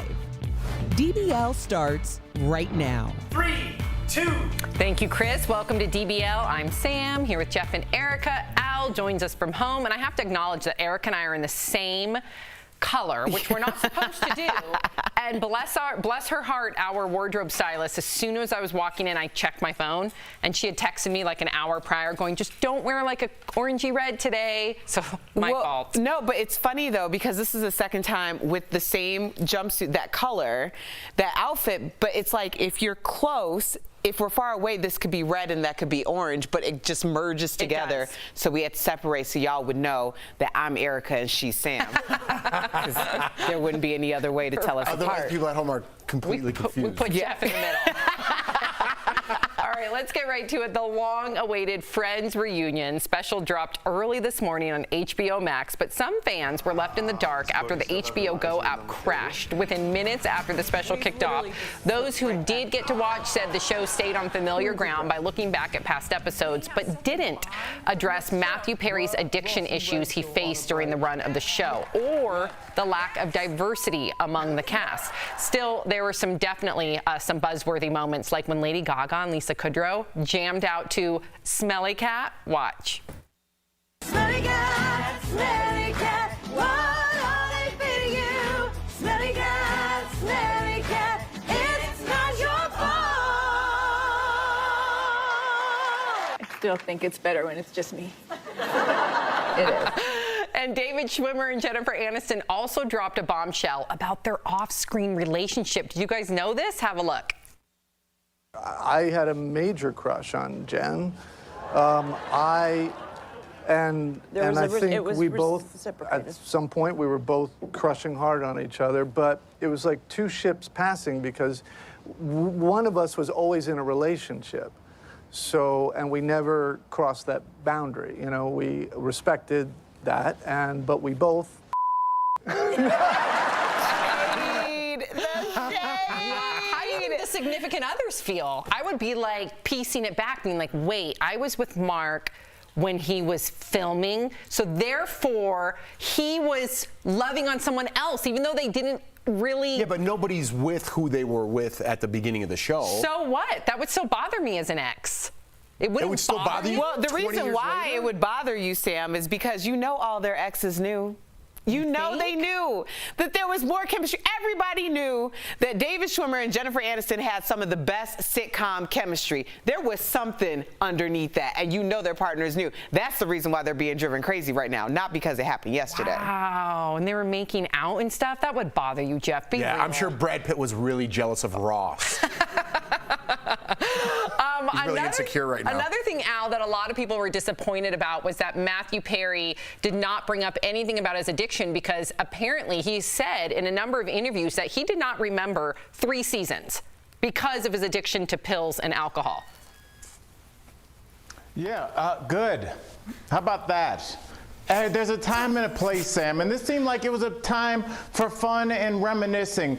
Do we always have to get tickets to Bummer Town, or can we just enjoy some things that take us back to a good time in our life? Do you want to? Is this the forum for like a discussion on things like that? There's a time and a place, and you know me, I love to talk about those things. But when I'm looking back at a kind of silly sitcom about kind of things that never happened, I don't want to talk about that right now. I don't want to talk about reality when we're talking about fiction. Good point. I'm with you, 100%. And this is their one and only reunion. They announced it. Not getting back together again. That's it. Yeah. So, all right. So big news for fans of Sex and the City. Chris Noth. Is it Noth? Yeah. Oh, who played Mr. Big, is coming back for the reboot. The show's executive producer confirmed the news, saying, quote, "How could we do a new chapter of the show without Mr. Big?" Chris played, of course, Carrie's on again, off again, on again, off again boyfriend and later husband on the show for all 6 seasons and in the 2 movies. And John Corbett, who played Carrie's other love interest, Corbett, rather. Aiden also confirmed he will be back for the 10-episode reboot. The show begins filming this summer, but no word when it will debut. So what do you think about Mr. Big returning, Erica? Duh. We all knew. I mean, John Corbett was a bigger shock than Chris Noth returning, because in the end of the second movie, he doubles down, like, never take your ring, basically saying never take your ring off, like, we're doing this thing. But I don't know how Aiden keeps popping up. Like, if you had an ex that popped up that much, I would be questioning some things. The viewers love Aiden. They're doing it for the viewers. But why is he still around? Because the viewers love Aiden. It's New York City. You're not running into your ex that much, unless you're Luann de Lesseps on this season of Real Housewives of New York. Y'all need to check that out. Yeah, and she also, Luann, let's just talk about, has like the same, she can look into her ex's. That's what I'm talking about. Tom of all of them. That's bad. You guys didn't even look at me once, that whole conversation. Was an Erica that was like, there was like a beam going across there, and I was like, I have a story for you that you might be interested in. You do? I do. Well, let's hear it. So Kim Kardashian is dealing with a setback in becoming a lawyer. In a new clip from Keeping Up with the Kardashians, Kim confesses that she failed the baby bar. So the law exam first-year students are required to take in California in order to continue their studies. That's what she failed. Watch. You needed a 560, you got a 474. That's extremely close on a test that most people are not taking in the middle of a pandemic. I am a failure. You're not a failure, Kim. I spent, 6 weeks straight, 10 to 12 hours a day studying, and it was so important for me to take this, and to not pass gets your spirit down and just makes you want to give up. I wanted to hear from you, because you always talk about how your failures have made you a better person. I mean, all of us. Well, that's good. I was wondering how you were going to transform the Kim K story into me. Well, you but know yes. I read the scripts before I sit here, right? And I have an idea of who I want to go to. Sometimes you're running in late. I don't know what's going on. You know the scripts I can access from my phone, right? I'm just kidding. Yes, you make a great point. It's called accountability. Jeff, she clearly doesn't have time to check her text from our wardrobe stylist. So yes, I'm on your team. I don't get texts in the studio, Albert. I don't. You know that. You're Upgrade welcome. your plan. Okay, you have chimes going. Every time we go to you, there's something chiming in the background. It's really annoying. Distracting. I made a mistake, and the timer won't stop going off. Yeah, can you, while I talk to Jeff, can you go remove that timer, please? You're making a mistake. And then I'll handle the timer. Let's hear from Jeff. Go ahead, story's Jeff. gone. Go ahead, Jeff. What do you make of I was going to say accountability. What she's doing right there is saying, I failed, I'm a failure. That means she's going to go on and get it, I believe, anyway, because she's putting her stuff out there. What I want to share with is that I also failed the test one time in my life. Well, I failed many, but I got my real estate license, but I failed the first time. Wait. You have your real estate license? I did. How are we just finding this out? Well, I don't have to blab all my business every day. Why did you get a realtor for your new home? Why didn't you represent yourself? Because I was in Chicago and it was 20 years ago. And you can't. And you'd have to take a different test. And he actually wanted to get a house in Colorado, which is nearly impossible these days. Anyways, yeah, so I passed the second time, but never used it, and I believe Kim K will as well. You really got to take care of that, Al. Why is Al making a steak in the middle of a show? So unprofessional. I'm hungry. What? Seriously? What temperature is it, Al? Is it medium rare? Because that thing has to be like cooked 5 times over. It's medium, and now it's going to be a brick because I left it on the stove and it's covered, so there's no flavor left in it. It's just top steak in the middle of our show. It was marinating and it was ready. You work an hour a day, Al. You work an hour a day. We'll be right back. I have time to check my text messages from our wardrobe stylist. Goodbye. Closed captioning provided by With fewer COVID cases in the U.S., a lot of us are eager to start traveling again. But flying the friendly sky can also bring anxiety. So how can you ease those concerns? Let's connect the dots. A pandemic-weary public has made it clear what they want to do next: travel. But for some, the idea of getting on a crowded plane and staying in strange hotels is a little overwhelming after all we've been through. Mental health professionals even have a name for it: re-entry anxiety.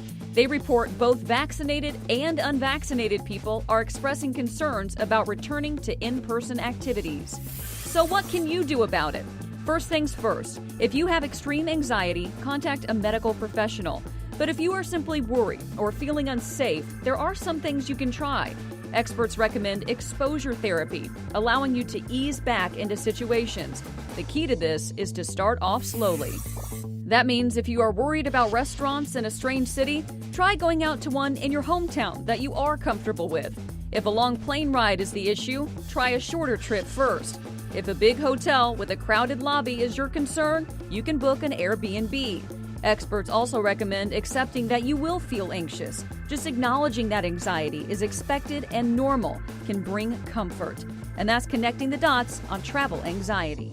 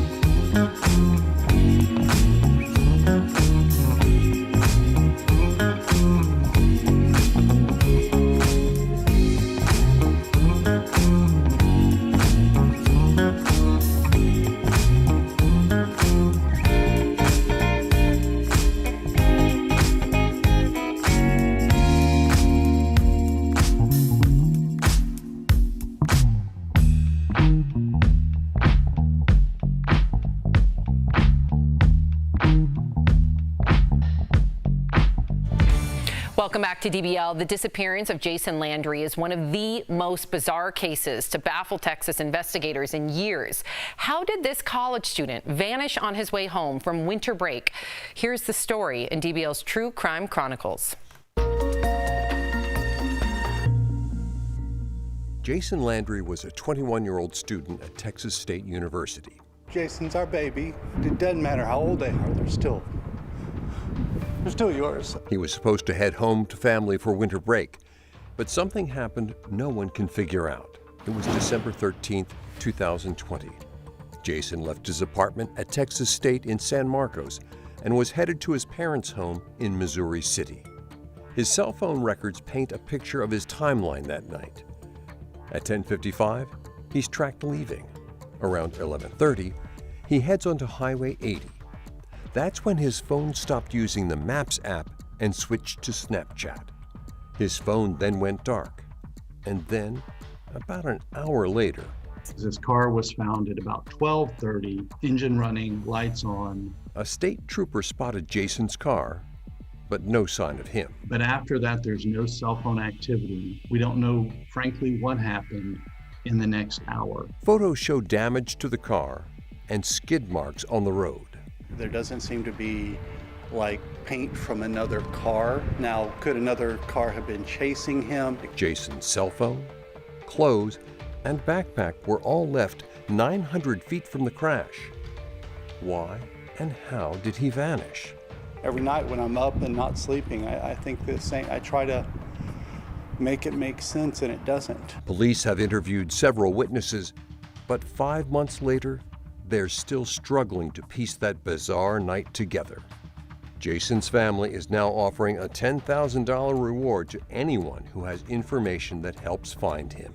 He was a great kid, and he wouldn't run away. That's not him. He would not stay away willingly. So until we know something, we're gonna keep hoping and praying.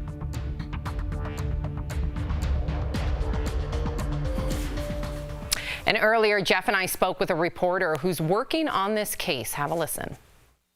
We are joined by reporter Grace White from KHOU in Houston, Texas. Thank you so much for being here and bringing this story to light, Grace. So Jason disappeared last December while driving home to his parents. So first, can you tell us a little bit about Jason and why the story has picked up so much traction? I can't even imagine as a parent. Jason is 21 years old, a college student who is headed home for Christmas break. I think that's why so many people are invested in this story, because they can relate to it. You know, he was on his way home from Texas State University in San Marcos to the Houston area, and he never made it.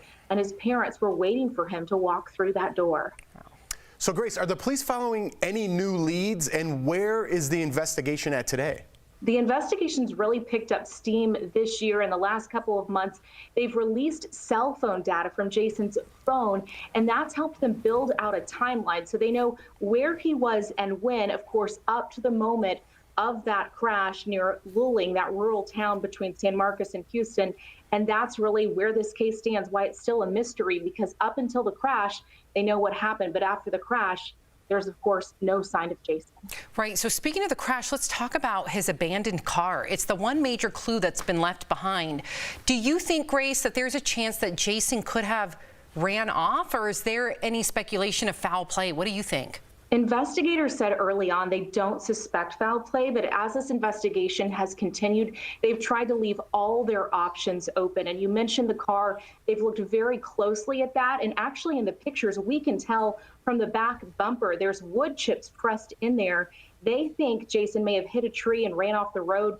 But of course, the biggest question, is there anyone else involved? That is still a mystery. Wow, heartbreaking. We just hope and pray that the family and Jason gets justice, and hopefully this story can end somehow on a good note. To learn more about this story and for updates, visit khou.com. Jason's story is also the subject of a new podcast episode. Just search True Crime Chronicles on your favorite podcast player. Grace, thank you so much. We appreciate you. We'll keep you posted. Thanks. Thank you. We'll be right back.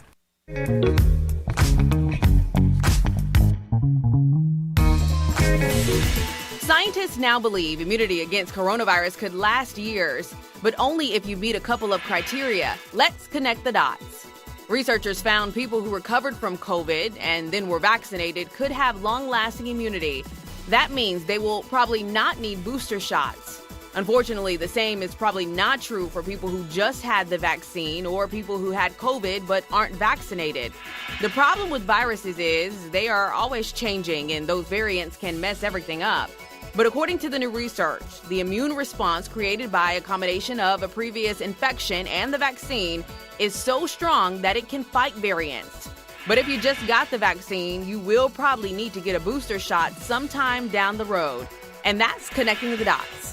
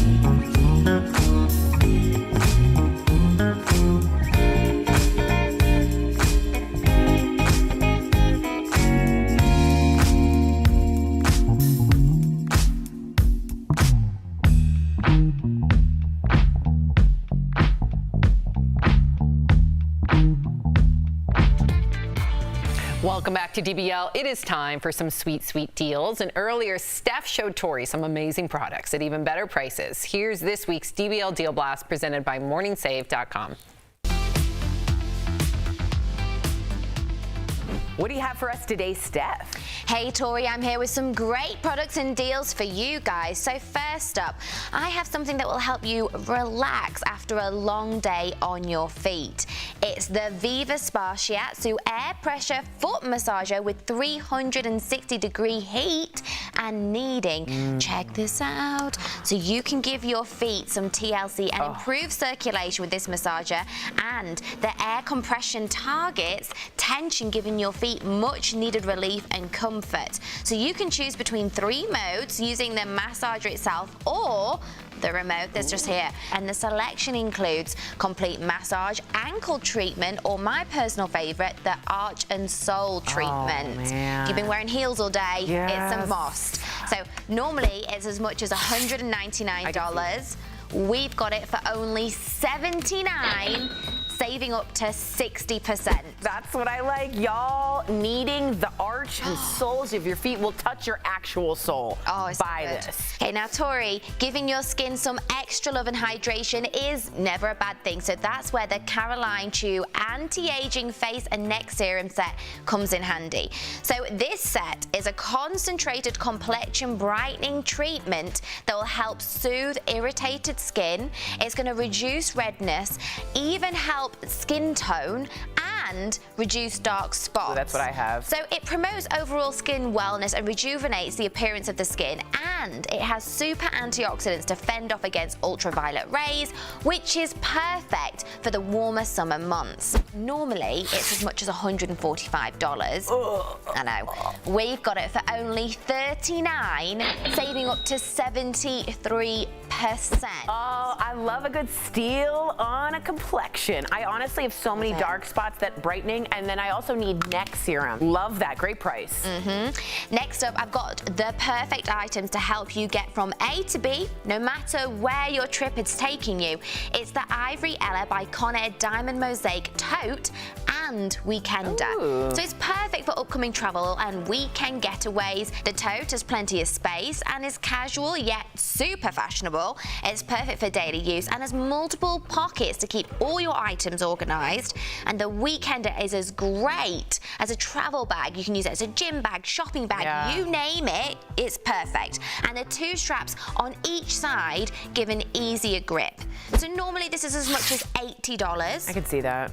Yeah. We've got it for only $29, saving up to 64%. Oh, you can put all the savings in the bag. Love it. You could put all the goodies in the bag. I love that. I love that too. And I also have to just say, if you're a mom, you're a dad, you're dealing with a ton of stuff for your like diapers with the babies and stuff, great bag. It's like a Mary Poppins bag. Oh, Lots of stuff comes out. All right, what else? Okay, last, now that the warmer weather is here, finally, it's time to bring out the ice and pour your favorite drinks by the barbecue or pool. Ooh. And this 2-pack Cambridge 20-ounce insulated Americana tumblers are what everyone needs. The 20-ounce double wall tumbler will keep your drink cold without frequent trips to the cooler for more ice. And the lid provides a tight vacuum seal when it's in place, so you don't have to worry about spilling your favorite beverage. Which I do. So normally these is as much as $52. I know, but we've got them for only $24, saving up to 70%. That's unbelievable. 4th of July is going to be the biggest 4th of July we've ever had. Show your patriotism and keep your drinks cold and save. And stylish. And stylish. I love this. Head on over to morningsave.com to snag these amazing deals at the lowest prices. You can even visit morningsave.com on your smartphone. Steph, as always, you are the savings wizard. Thank you so much. We'll be right back. Promotional consideration is brought to you by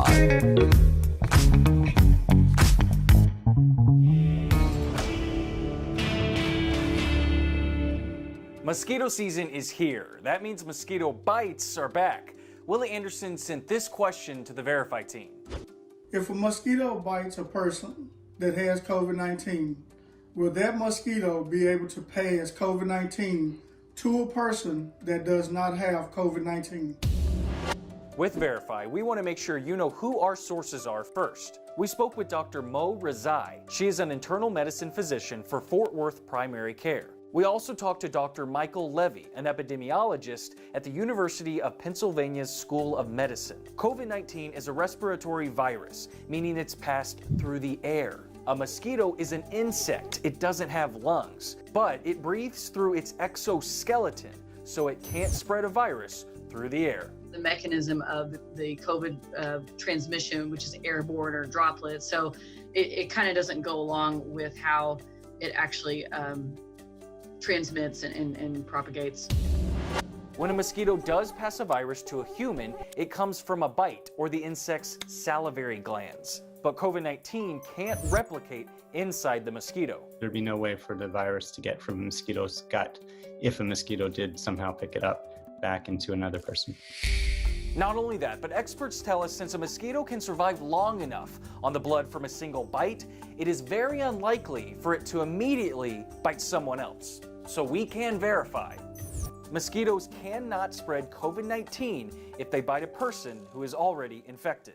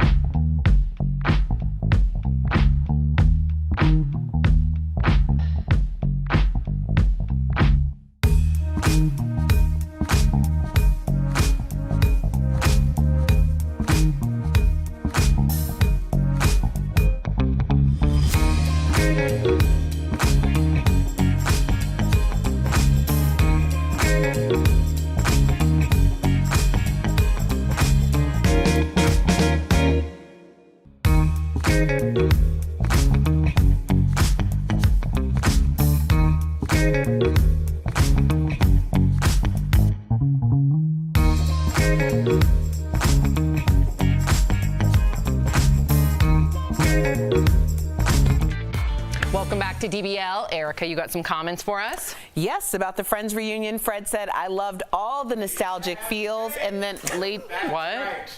Okay, we are still on live TV. I was at home cooking. This is a real show. We keep it 100 here on DBL. Are you even mic'd right now? all the way over here? Yeah, well, I live close. Are you? I want an on-air taste test right now. I'm gonna eat it. All right. Hey, it's not overcooked. I was worried about that. You just walked over here. All right. You didn't put any foil wrap on it or nothing? Well, it's back there in the tin. Erica? Okay. Speaking of food, Al, you know you have a 4-day-old breakfast sandwich in the wardrobe room? I've been looking for that. Yeah, it's there. It has your name on it, too. Wait a minute. First of all, the steak is delicious. Thank you so much. That's a win for Jeff. It's pretty good, buddy. I like it. Yeah. Nothing It's so trumps. warm. Remember the oysters when he left the oysters on his desk for 2 days? Dude, yes, I remember, because I They used to were sit cooked. next to you. They were cooked oysters. Yeah, they were Rockefeller, but they were there for 2 days. And we used to have morning meetings before COVID at 7-ish in the morning, right back here behind us. And we would all be like, just got up, drinking our coffee. Albert would come in like 10 minutes late with baby back ribs. Ribs and a giant bowl, and he just dumped salad in there. And like, today, and he's like, Why did you throw the 10 minutes late in there? That's in the past. That's pre-COVID. the new Al Jackson's here. That's right. Wait until our reunion in 25 years. That's right. How do we not have an Emmy? DBL's new every day. We'll see you tomorrow, same time, same place.